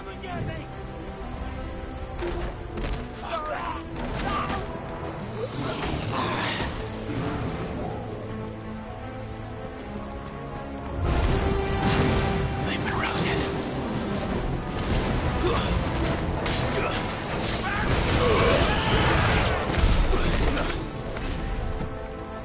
They're wearing Waluta armor.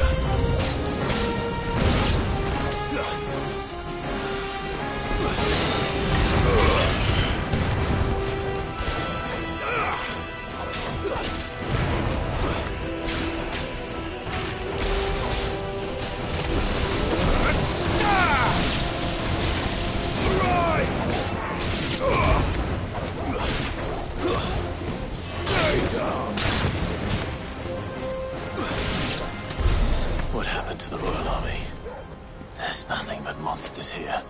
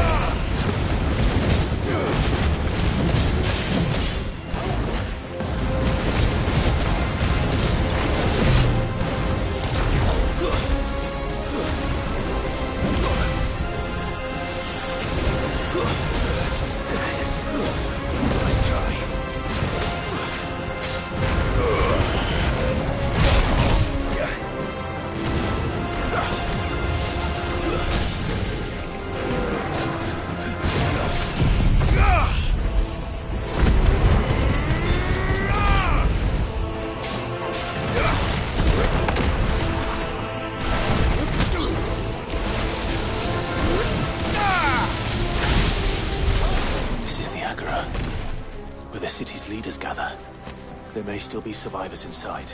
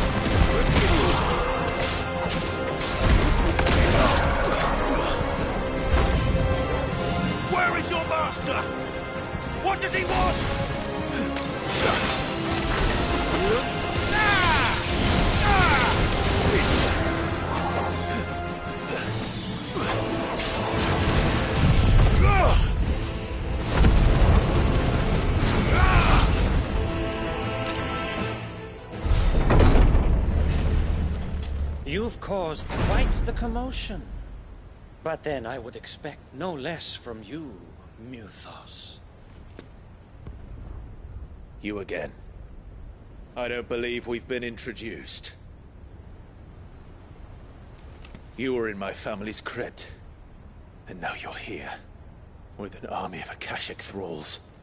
Manners, Lord Rosfield? They are men, like you and me. Albeit ones unburdened by the wills that drive our kind to madness. They are pure. They are divine. What? And they are all that remains in this once raucous city. You'll pay for what you've done. As you wish. I confess I have been very much looking forward to this. Pardon me this indulgence, Your Majesty. The vessel shall not be spoiled.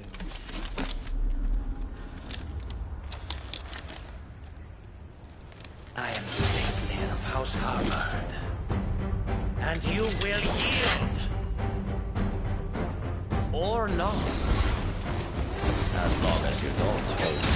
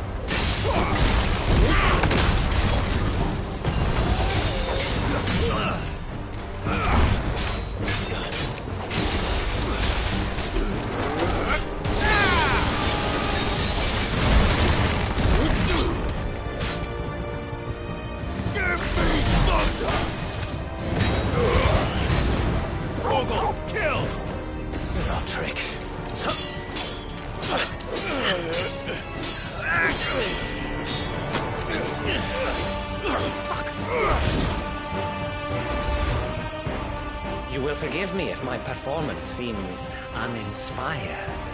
It is just that I expected so much more from our chosen one. Perhaps this will kindle your flame? What now? A gift from my liege lord's armory. Gungnir. Watch closely, Mythos.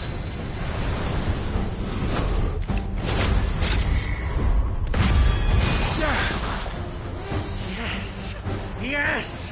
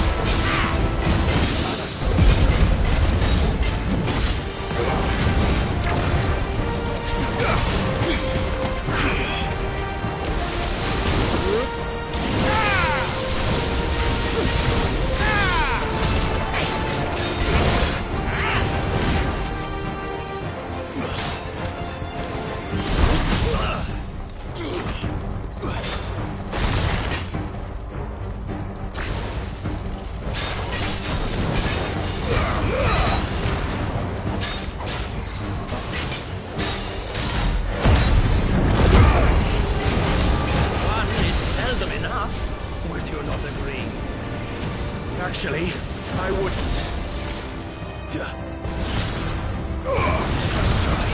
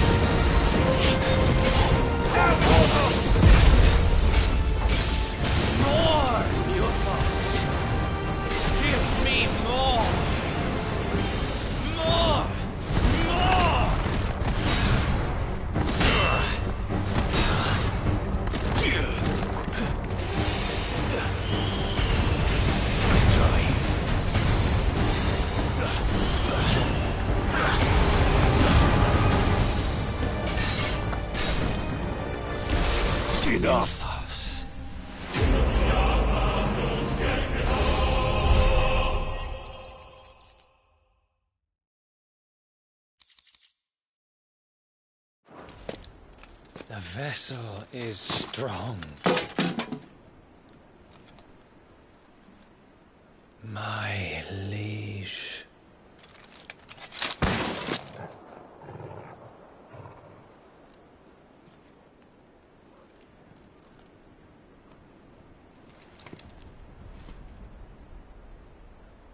Clive! You're all right. As are you, I see. We are, yes. I'm sorry, but we couldn't save them. It was over before we arrived. Well, you did what you could. I fear we were all too late.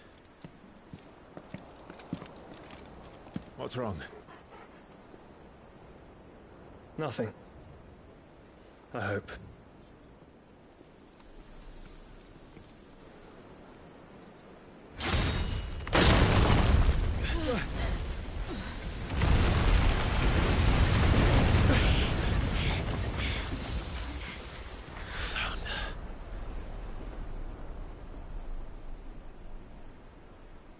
Leaving so soon, Mythos? It's the king. Indeed. You may kneel before Barnabas Tharm, Warden of Ash and King of Walud. Get back.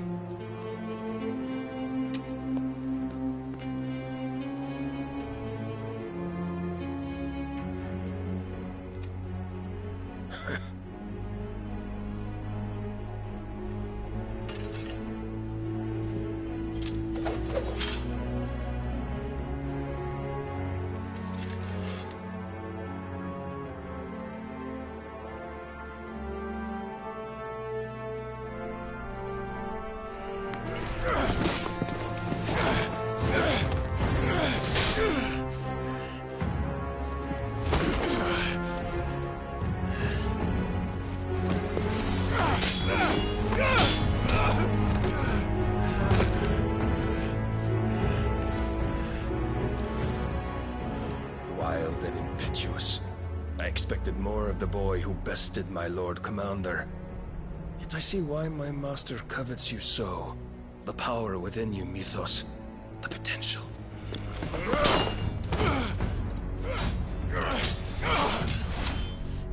Stop calling me Mythos.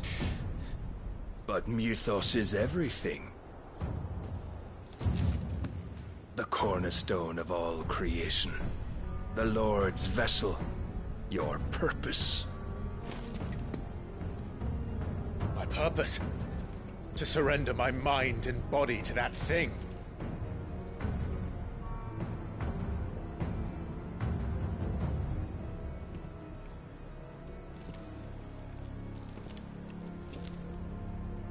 No, Your Majesty. My purpose is my own. I made a promise to my friends, to my people. And nothing is going to stand in my way. You would allow this delusion of free will to bar your path to greatness? Truly, your volition is a cancer. One that must be excised.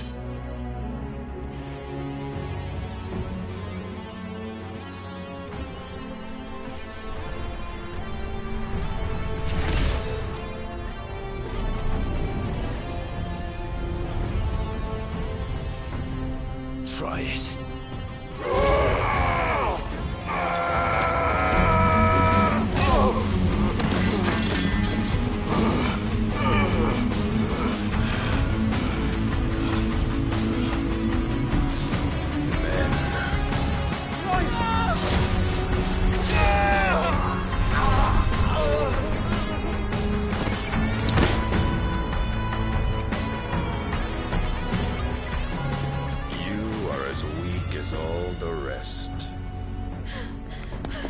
Joshua!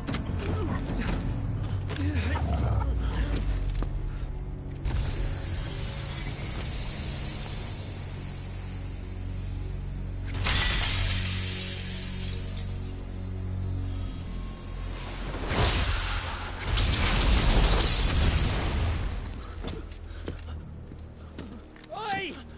Oi! This way! Hurry!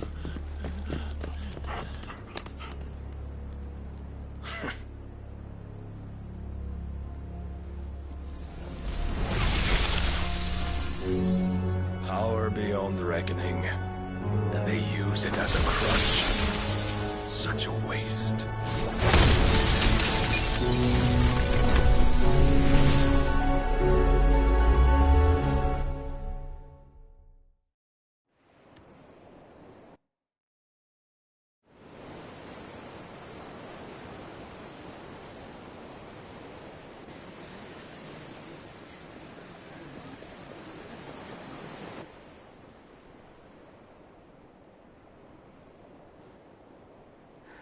Will he be all right? The phoenix can mend flesh, but the spirit must recover on its own. I'm afraid the rest is up to him. This place is remarkable. Outfitting it must have been no small feat. But why go to such trouble? That beauty's belly's filled with wonders the world ain't ready for. If the guilds caught wind of what we were up to, they'd all want a piece. All right. And how is he?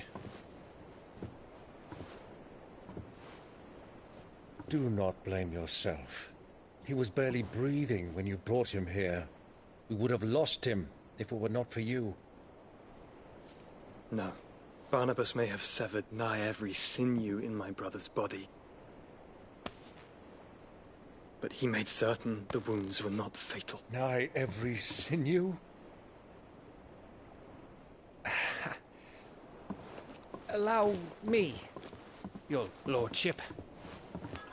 Don't know what I was thinking, putting you to the trouble like that. 'Tis no trouble carrying comestibles to my ailing nephew. I know, but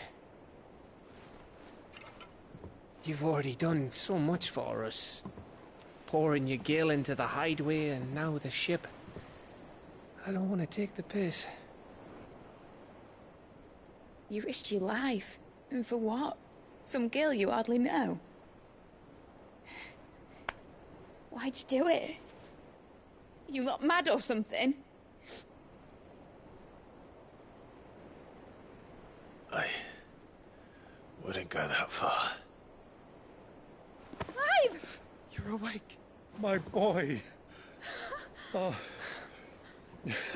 All I want to do is help. And the world won't save itself. It was Sid. Your father, who taught me that. Sounds like him. Don't you dare do that again. What of the Royalists? Fucked off, the lot of them, along with the galleon. With the king on board, no doubt. The Iron Hair wouldn't sail without him. Clive. Jill didn't come back. What do you mean? She kept the king busy while the others dragged you out. It's all right, Mid. Jill is fine. The ether of her Eikon endures. And as long as it does, we can be certain she is alive.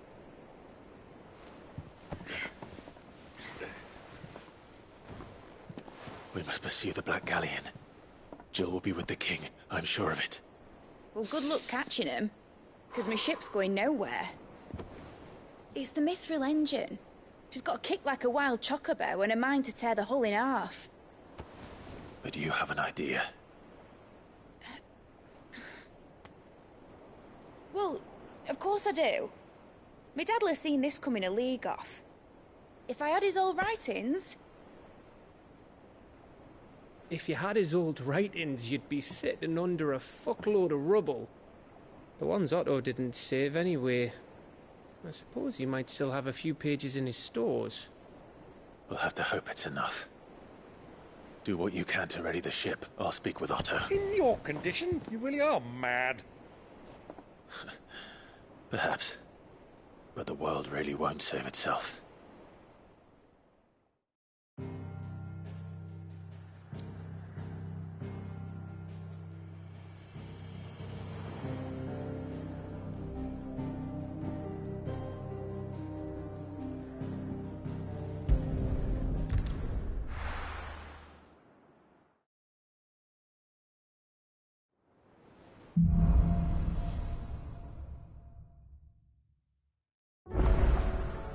Right. Gav said that Otto might know something. Paul said it was an army of Akashi. How are we supposed to do our duty when the hills are Clive? But if you're here, where the hell is everyone else? Don't tell me. They're all right. But it's a long story.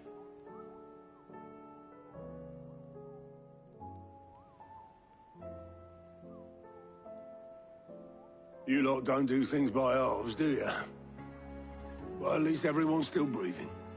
Now, as for these writings, I'm sorry to say, Clive, but if you had those, you'd be... Sitting under a pile of rubble, I know. But we were able to save a few bits and pieces from the ruins, most of which ended up being used to build this place. The more personal items we gave to the next of kin. In the case of Sid's things, that would have been Mid. Then I'll check the workshop.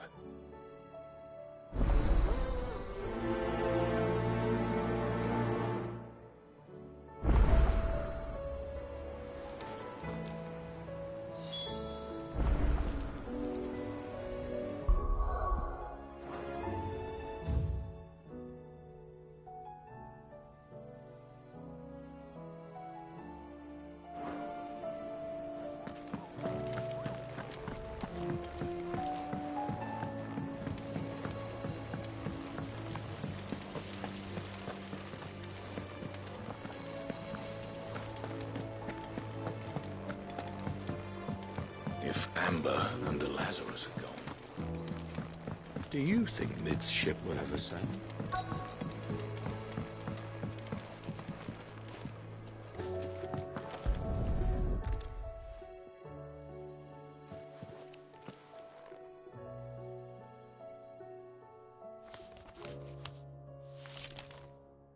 This looks like it's from Sid's old diary.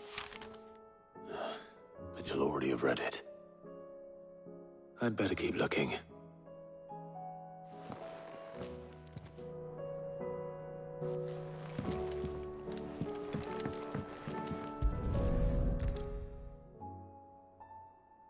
What do we have here? Oh. Sid's pipes. Something tells me Mid won't be needing these.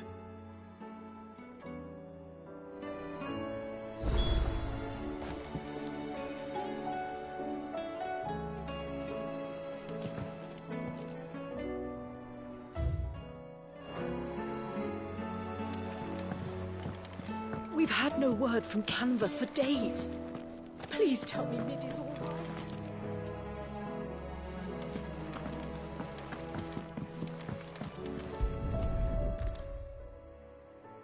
I remember seeing this doll in Sid's cellar. I wonder if it was Mid's.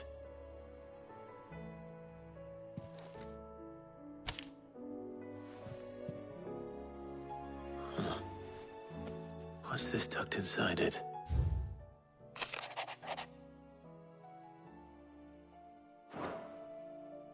Sid's best invention. Huh. That sounds promising. So Sid hid something in Mid's first opus.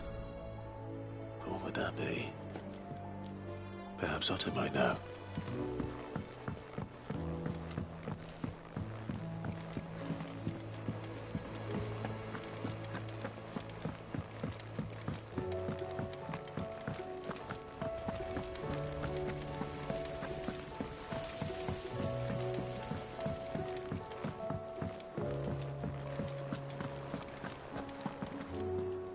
Well, did you find anything?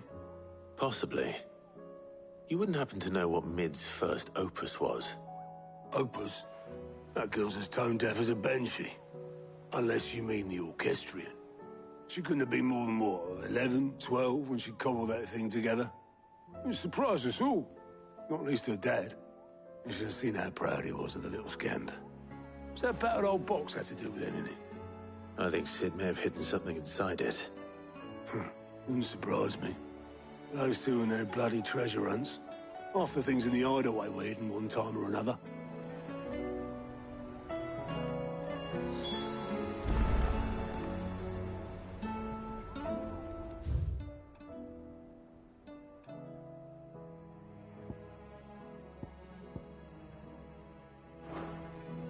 How are we supposed to do our duty in the hills? Cole said it was an army of a cash.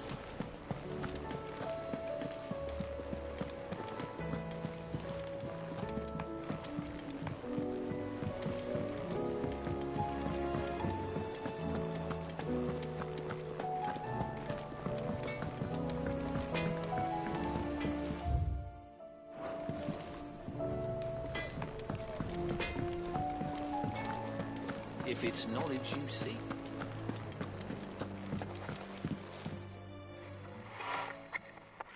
I didn't break it. Well, I didn't break it. What didn't you break? Nothing. We didn't break nothing. We definitely didn't break the orchestrion. What's wrong with it? It's broken. Except when it isn't.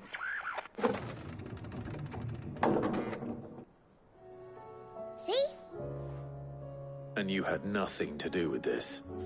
Nope, nothing. We just wanted to listen to all the songs at once. So we pressed all the buttons. Like this.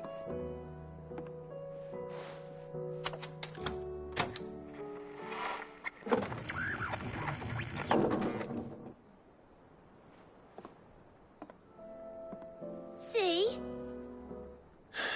All too well. All right, out of the way.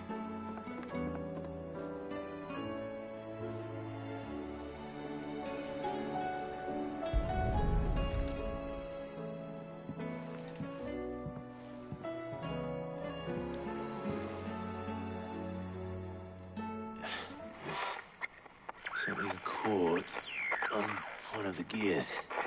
Did you break it? Can you fix it? No, I mean, yeah, yes. There. How about now? You fixed it! Sid fixed it! He more than fixed it! Yeah, new music! Huh. Never heard this one before. They started playing when I removed this. Whatever it is.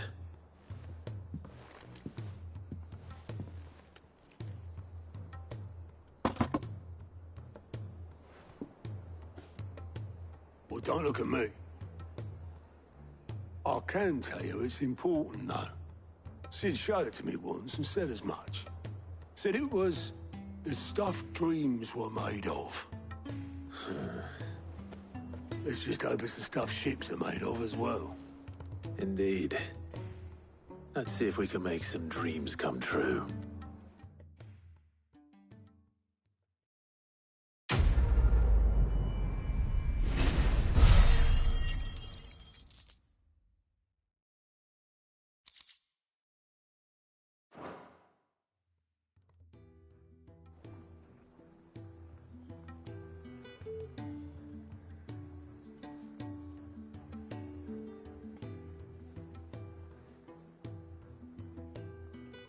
Just the two I was looking for.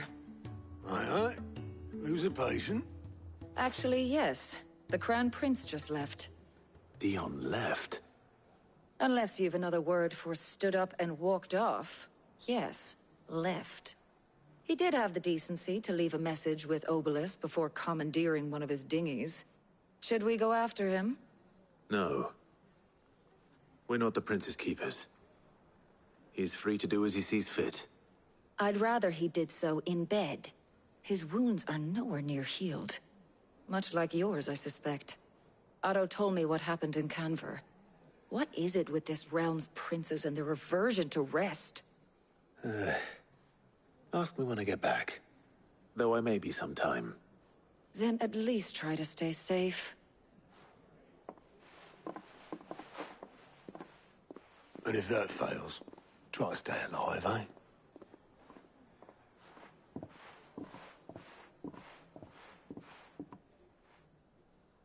Every moment I waste here, the further the flagship sails. I have to get back.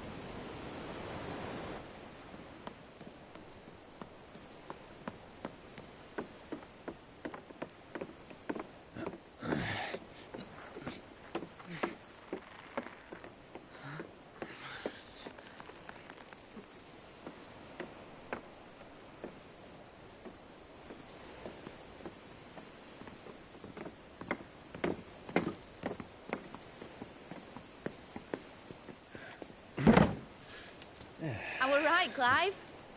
My dad had it all worked out. He'd be proud of you, Mid. His writings may have helped, but this achievement is all yours. Can we catch them? The Ainayar's one of the largest, fastest vessels ever built. And it won't help she has the wind at her back. Any other ship would be hard-pressed to keep pace with her, let alone reel her in. But this isn't any other ship. This is the Enterprise! And the world's never seen anything like my dad's engine. It certainly hasn't.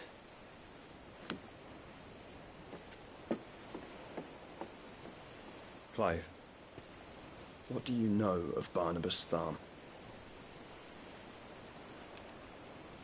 Only what the bards sing. that he sailed to Ash from southern lands.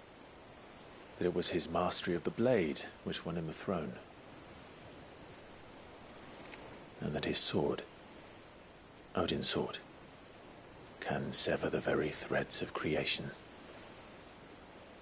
But don't lose any sleep over a last tilt. We'll do what we must to survive. What we must. The light! I thought this cove was meant to be hidden.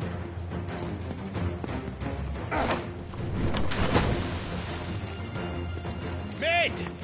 Company! Eh? We'll hold them off until the ship is ready. But hurry! Bollocks! All hands! Man your stations!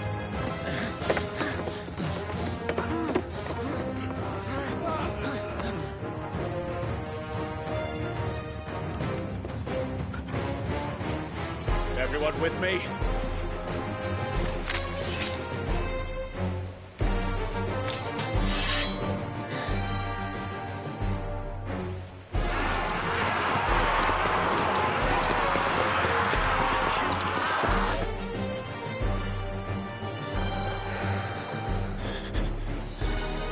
Here they come!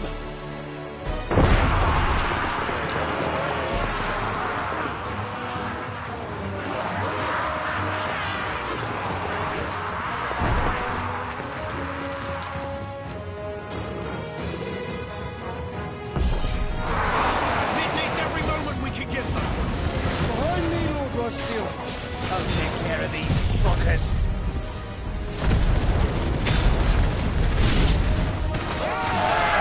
About that offer, Gav? How are we doing, Mid? I thought you said that ship was fast!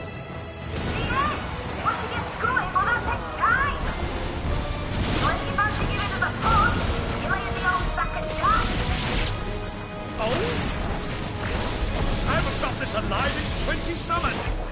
Come on then! Which of you don't fancy... Don't let the coppers declare. We don't to pay and I'll stand if I'm going first. Aye, aye, Captain!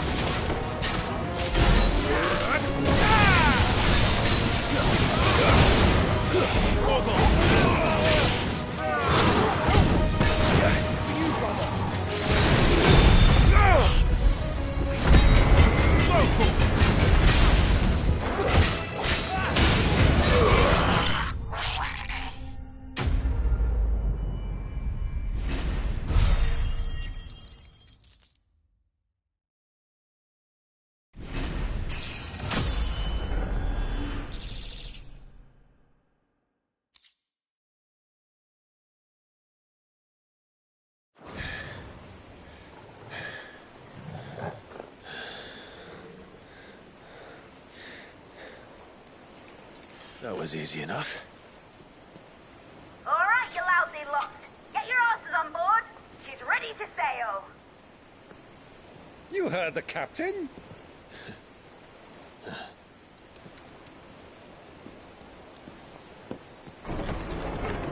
Clive?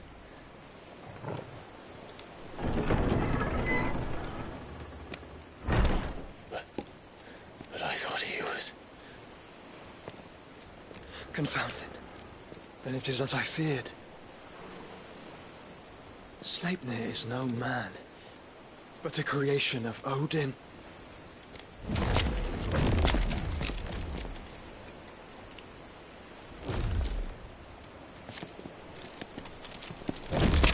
Phoenix's fiery fundament!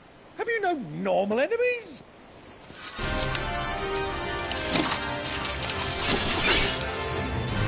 Up for another round? Of course we are. Right, Lord Rosfield? My boy, there was a time people called me the Executioner. Or was it my axe? No matter, heads will roll, all the same. Mate! New plan! You leave! We follow! Follow? Swimming, are you? Oh, bugger me! Weigh anchor! Engine's dead slow ahead!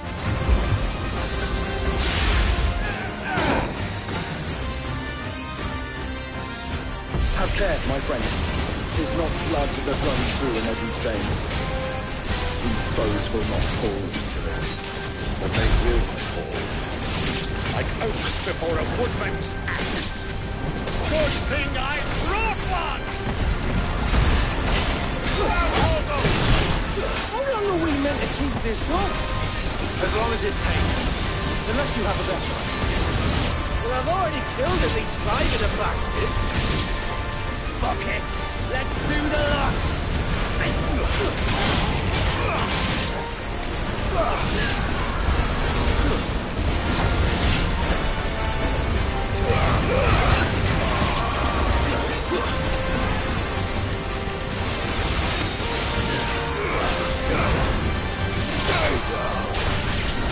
It's over!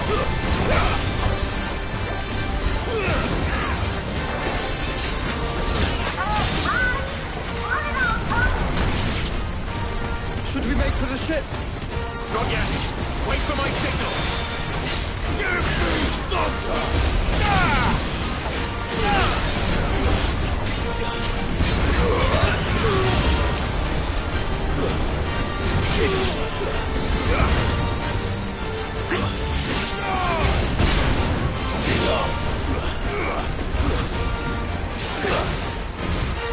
In your own time, Clive!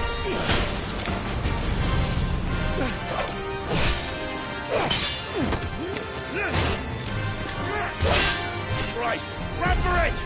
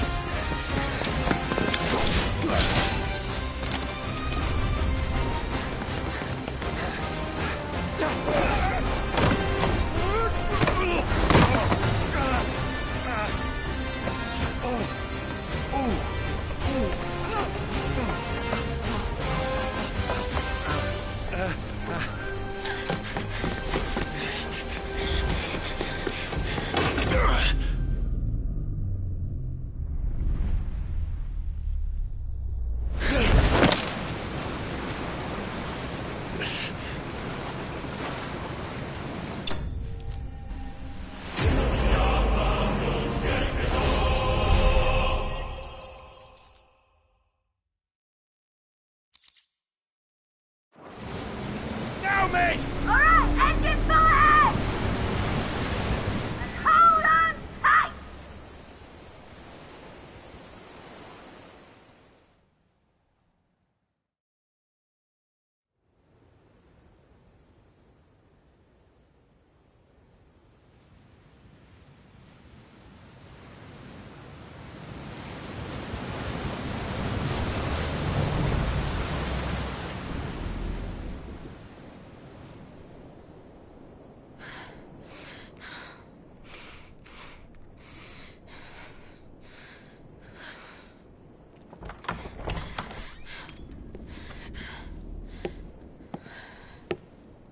What do you want?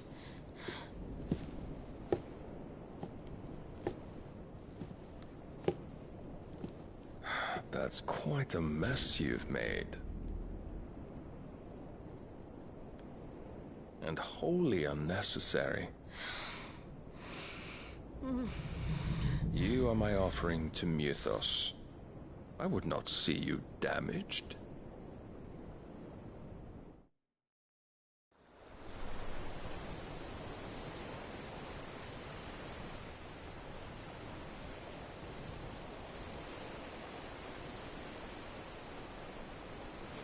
Now back to your stations! Every bell spent treading water puts another league between us and the galleon.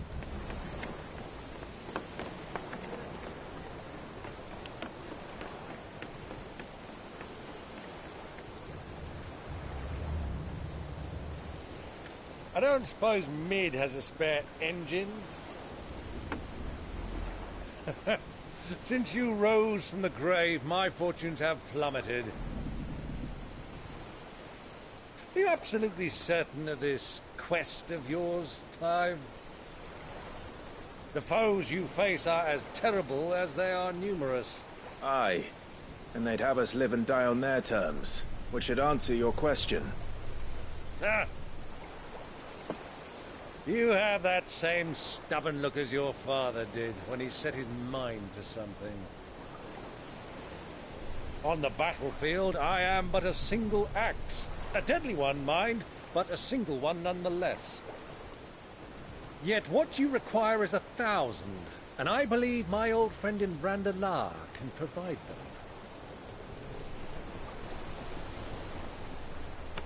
Take care, Clive. I have many more tales of your father's exploits to share. And I cannot very well do that if you're dead. Again. Good luck, Uncle. And may fair winds attend you. As for you, Joshua, take care. I shall do my best, Uncle. Farewell, my nephews. When next you see me, it shall be with an army at my back.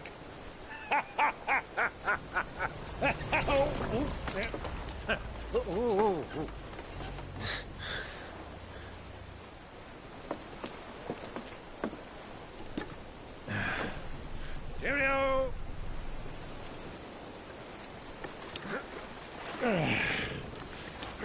Oh, yeah. Do keep up, my boy.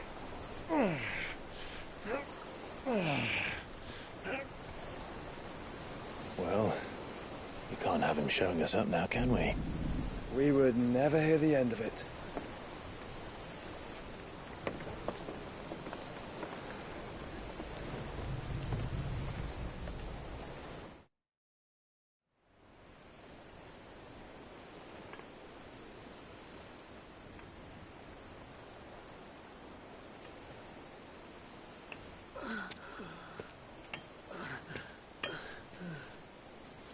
Grieger, have mercy.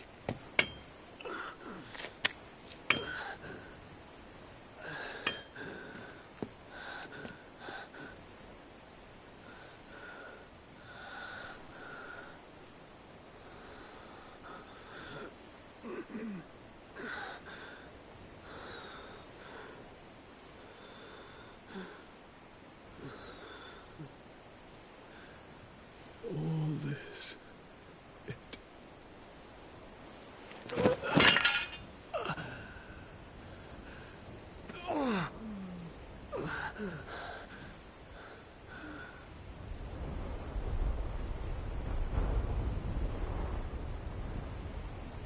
What have I done?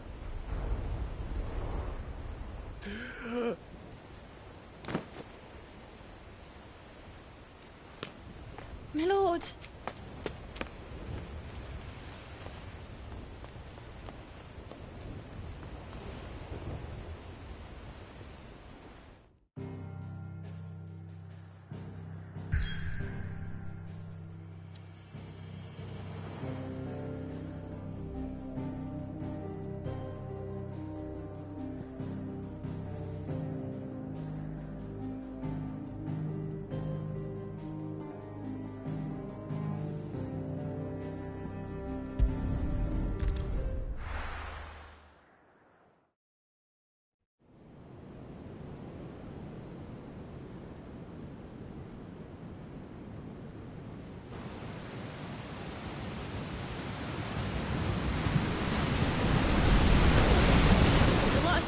between here and Waloed, but any ship heading north has to round Zemeckis and put through the Narrow.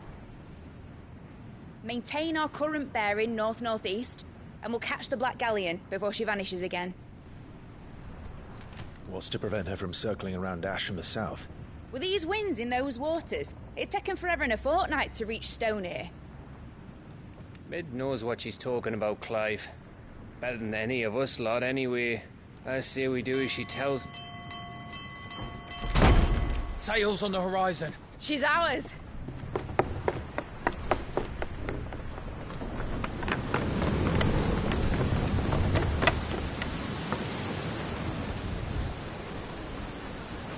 Look alive, boys! Full ahead! And keep those furnaces fed! Aye, aye! Do you feel that? Jill.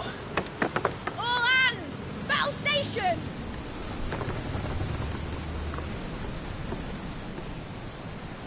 Let's see what this girl can do.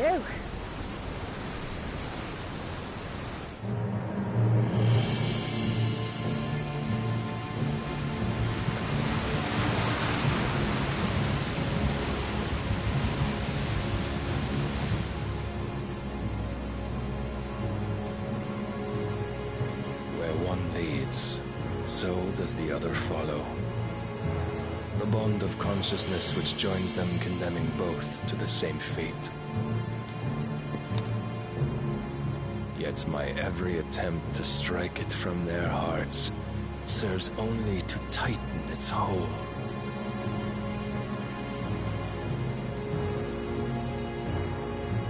Fascinating.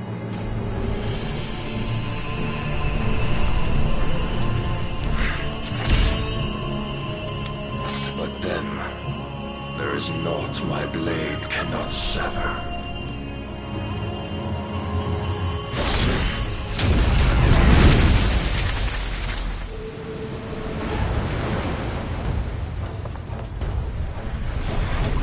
Great Grigo's gosh!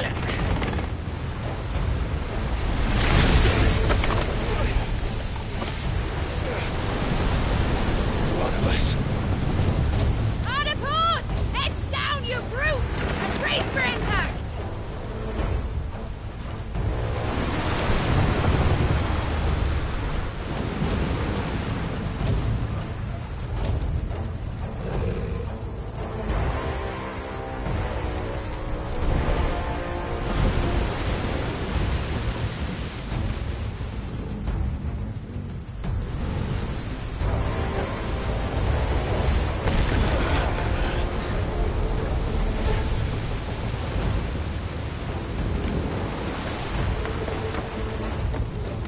It's now or never.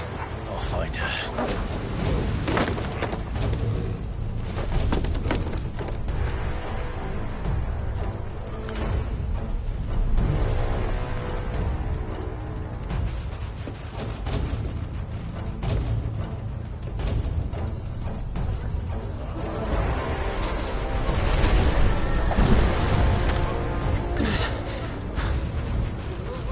Bloody hell!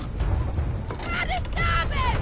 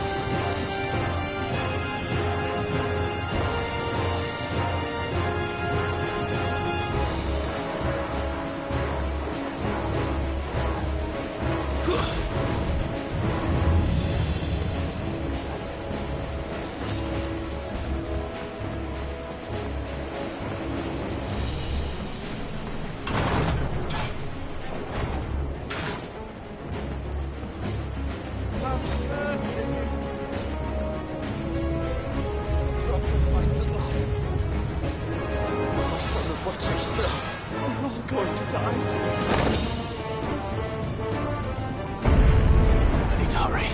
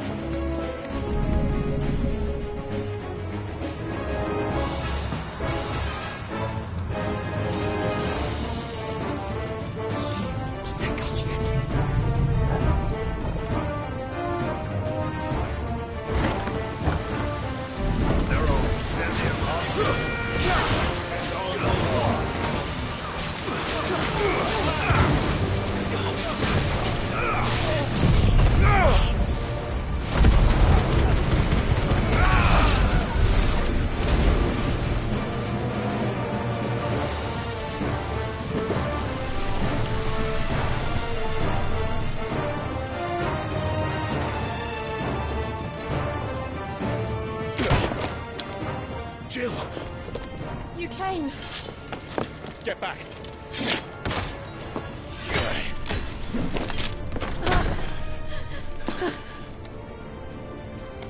Clive, how did you... I'll explain later. Hands!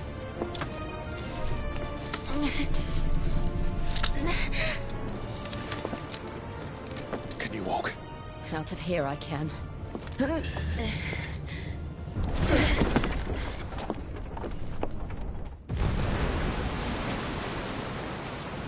Stand still! Phoenix. Are you not the Dominant of Fire? I see naught before me but a guttering flame.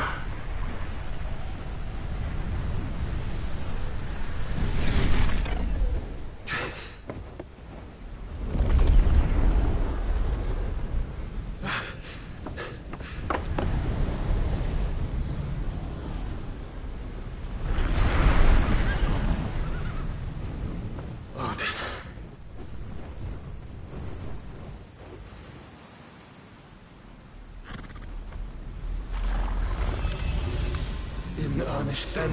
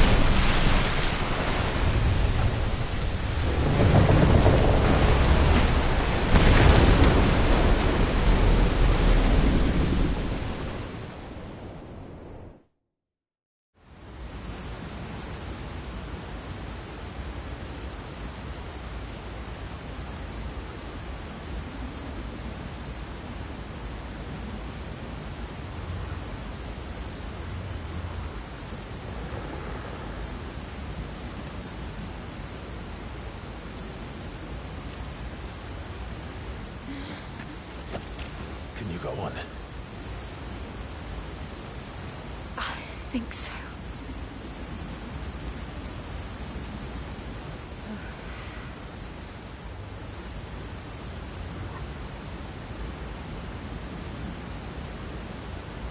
But to where?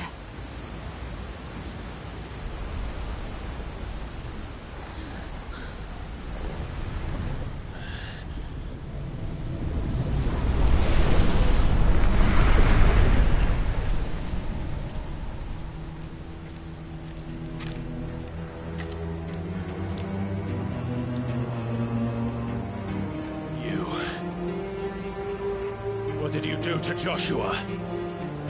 The Phoenix? Oh, I expect he will survive. This consciousness in which you coil your feeble souls is grown thick with desperation. And thus has my master turned to my blade.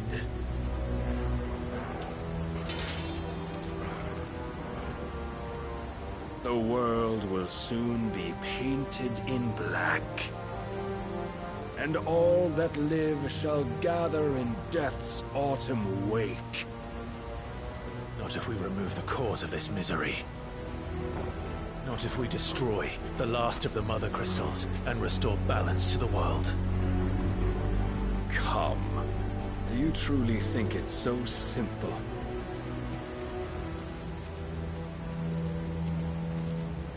The Blight is inevitable. Not even the Almighty might stop its endless march. Your efforts will avail us naught. Naught, that is, but suffering. You must embrace the truth, Mythos. Accept your place with the Lord. Keep it. As long as there's a chance, there's a choice. Ever led astray by your blind resolve.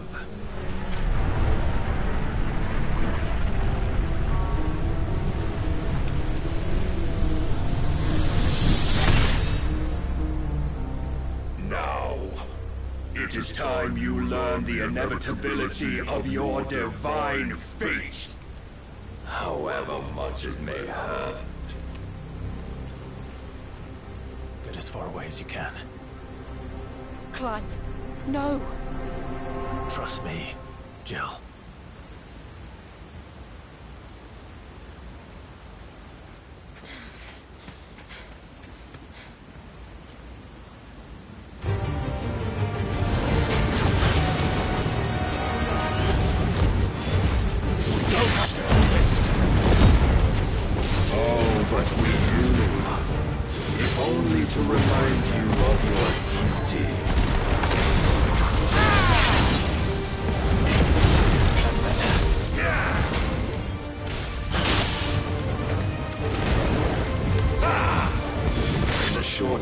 Since our last meeting, you have grown much. But as a vessel, I fear my lord will still find you lacking. Rise,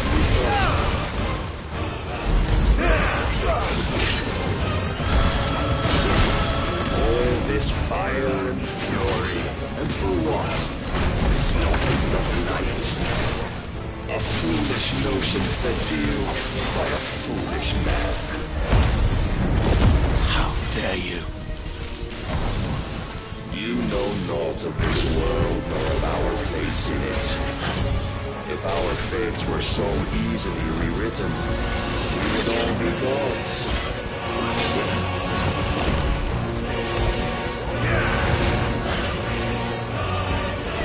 I have seen reason cannot sway you. There are other means of persuasion that might.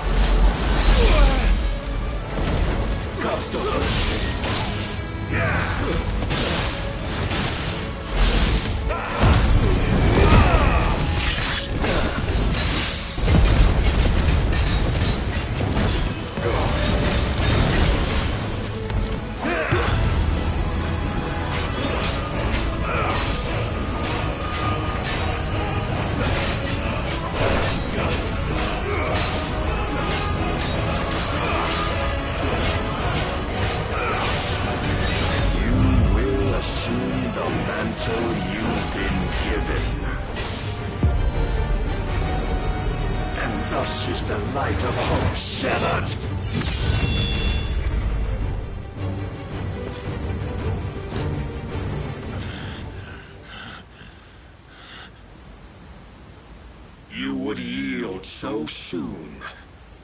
Never. Clive!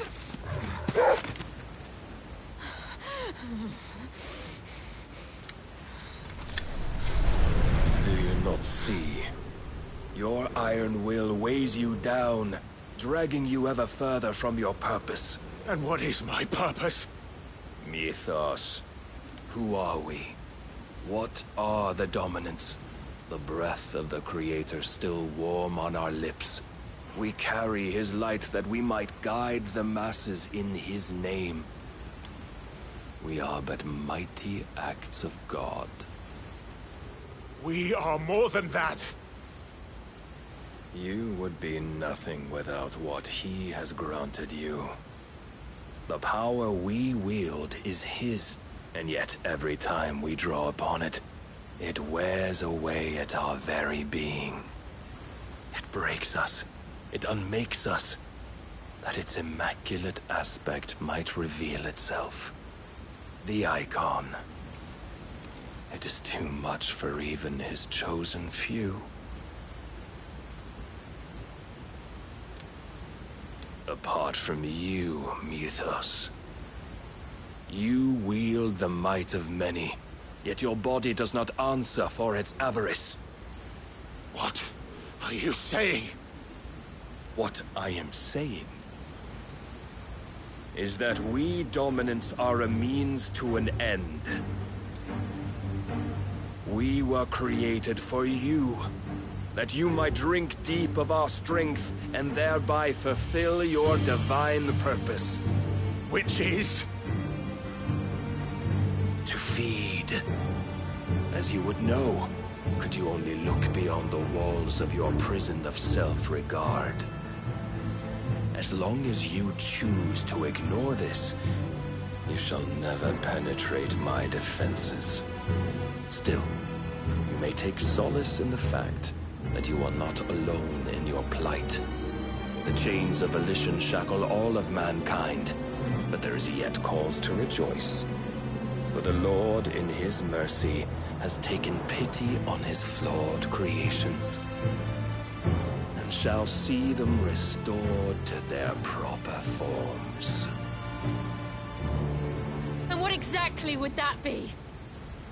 Why, loyal servants to God. No. Manners, Lord Rosfield? They are men, like you and me. Albeit ones unburdened by the wills that drive our kind to madness. They are pure. They are divine. You mean to turn everyone Akashic? Not turn, Mythos. Turn back. For too long has mankind been led astray by their clamorous wills. It is time they return to a world of quiet equality, where they might once more know salvation. Salvation! And abandon everything we hold dear! We don't need your salvation. We'll save ourselves, and we'll do it on our own terms. Not yours, and not your gods! With every defiant expression of your will, the tighter the chains of consciousness become. But perhaps that fact may be put to use.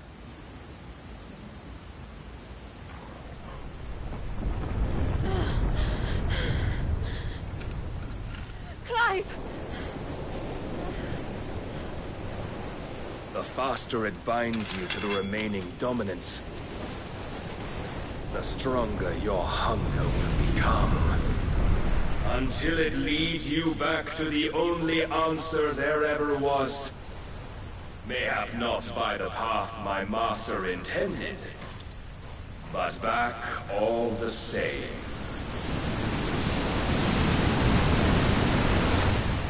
Ash is not far. I could freeze a path. You're in no fit state. Probably not, but I can try.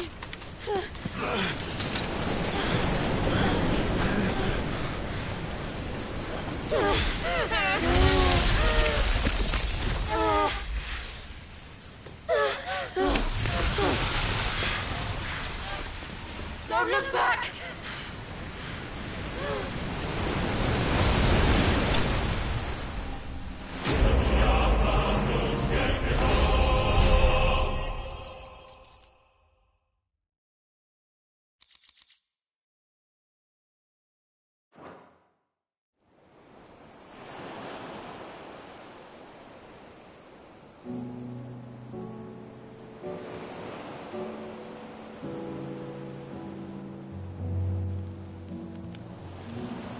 The others are safe.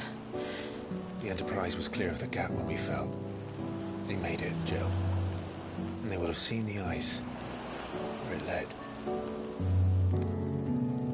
We need only wait till dawn.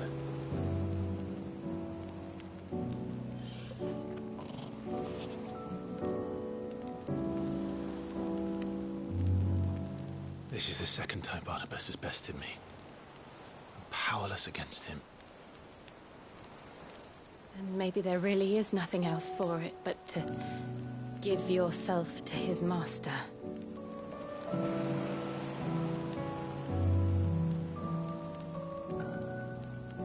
Only you won't do that.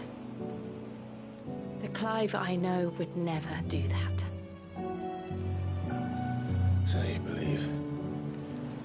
But do you really know me? If what Barnabas said was true, then I'm more monster than man. And each time I summon the flames from within,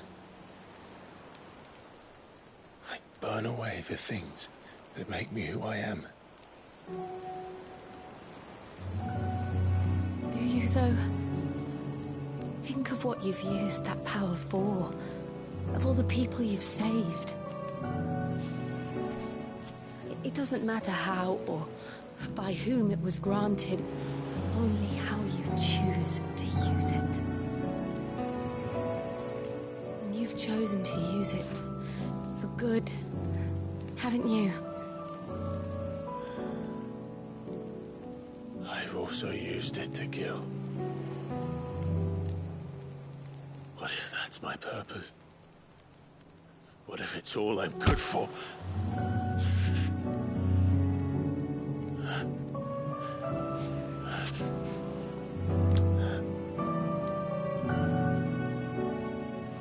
You're still that same boy I grew up with. Always so eager to save everyone around you, and yet always so alone. Because you failed to realize the one thing that needed saving most of all. You, Clive. You. You never once took the time to save yourself.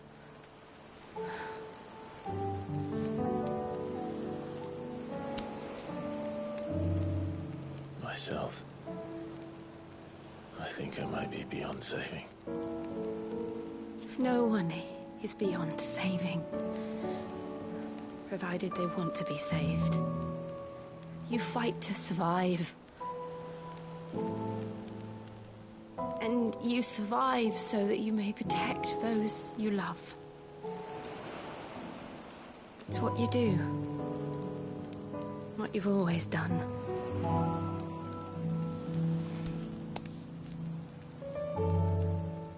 And I know you're not about to change. So I'm going to help you. To give you what you need to protect us all.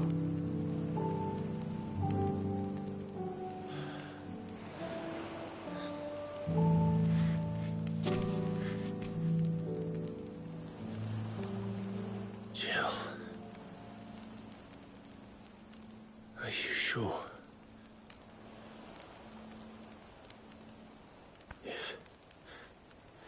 If this is what you want, then...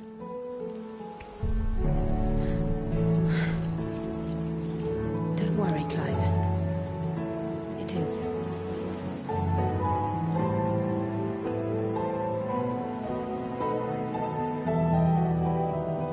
This burden, I'll give you the strength to bear it alone. But I'm not alone. These burdens I carry, my sins, my pain, my sorrow, I see now that they are all a part of me.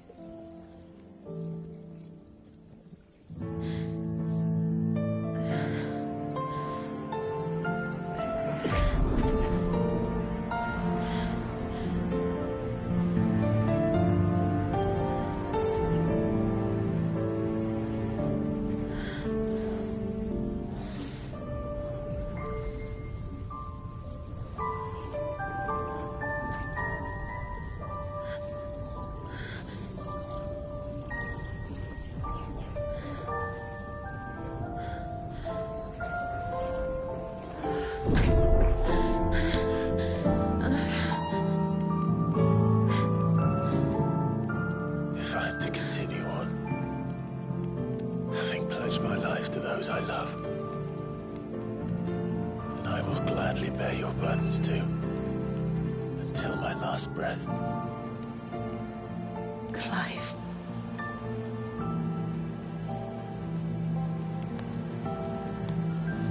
I promise you, Jill. We will find a way to escape this fate. Find a way to save each other.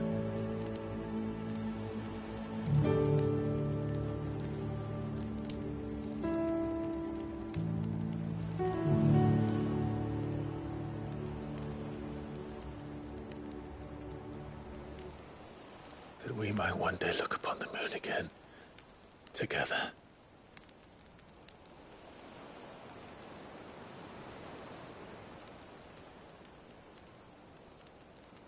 And I promise you, Clive, that I will be there, no matter what you must become. I know.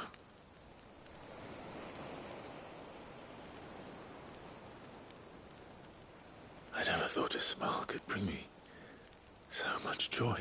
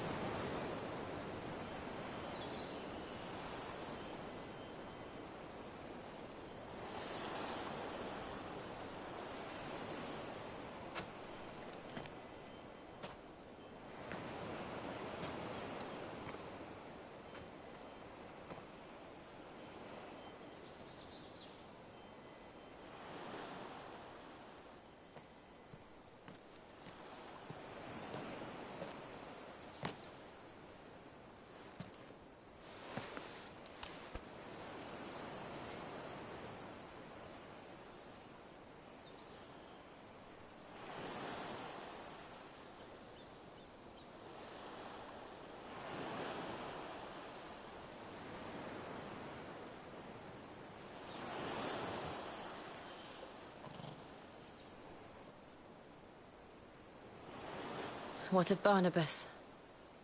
Do we pursue him? No. Our paths will cross again soon enough. Whether we like it or not. Besides, there is something we must do first.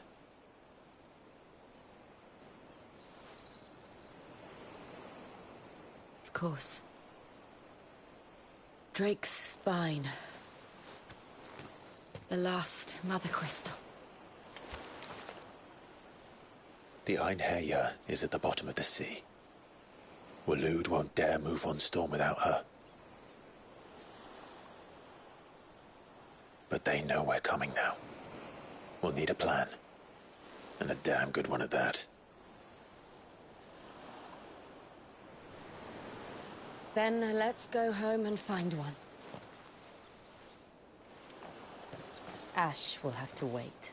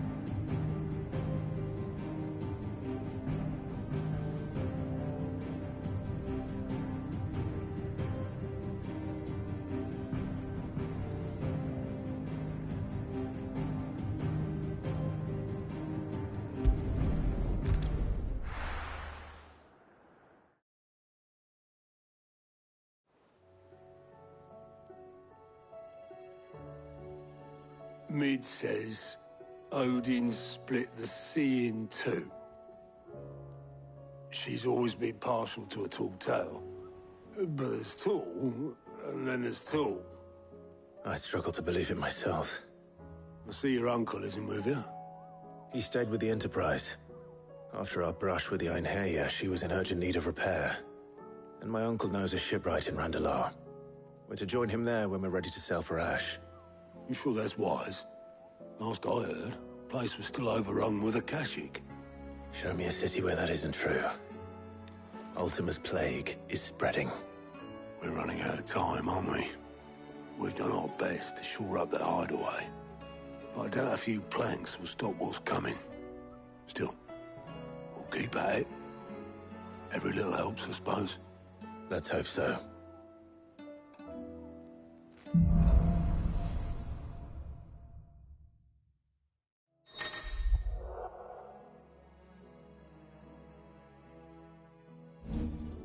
I should visit Joshua, assuming Talia will allow it.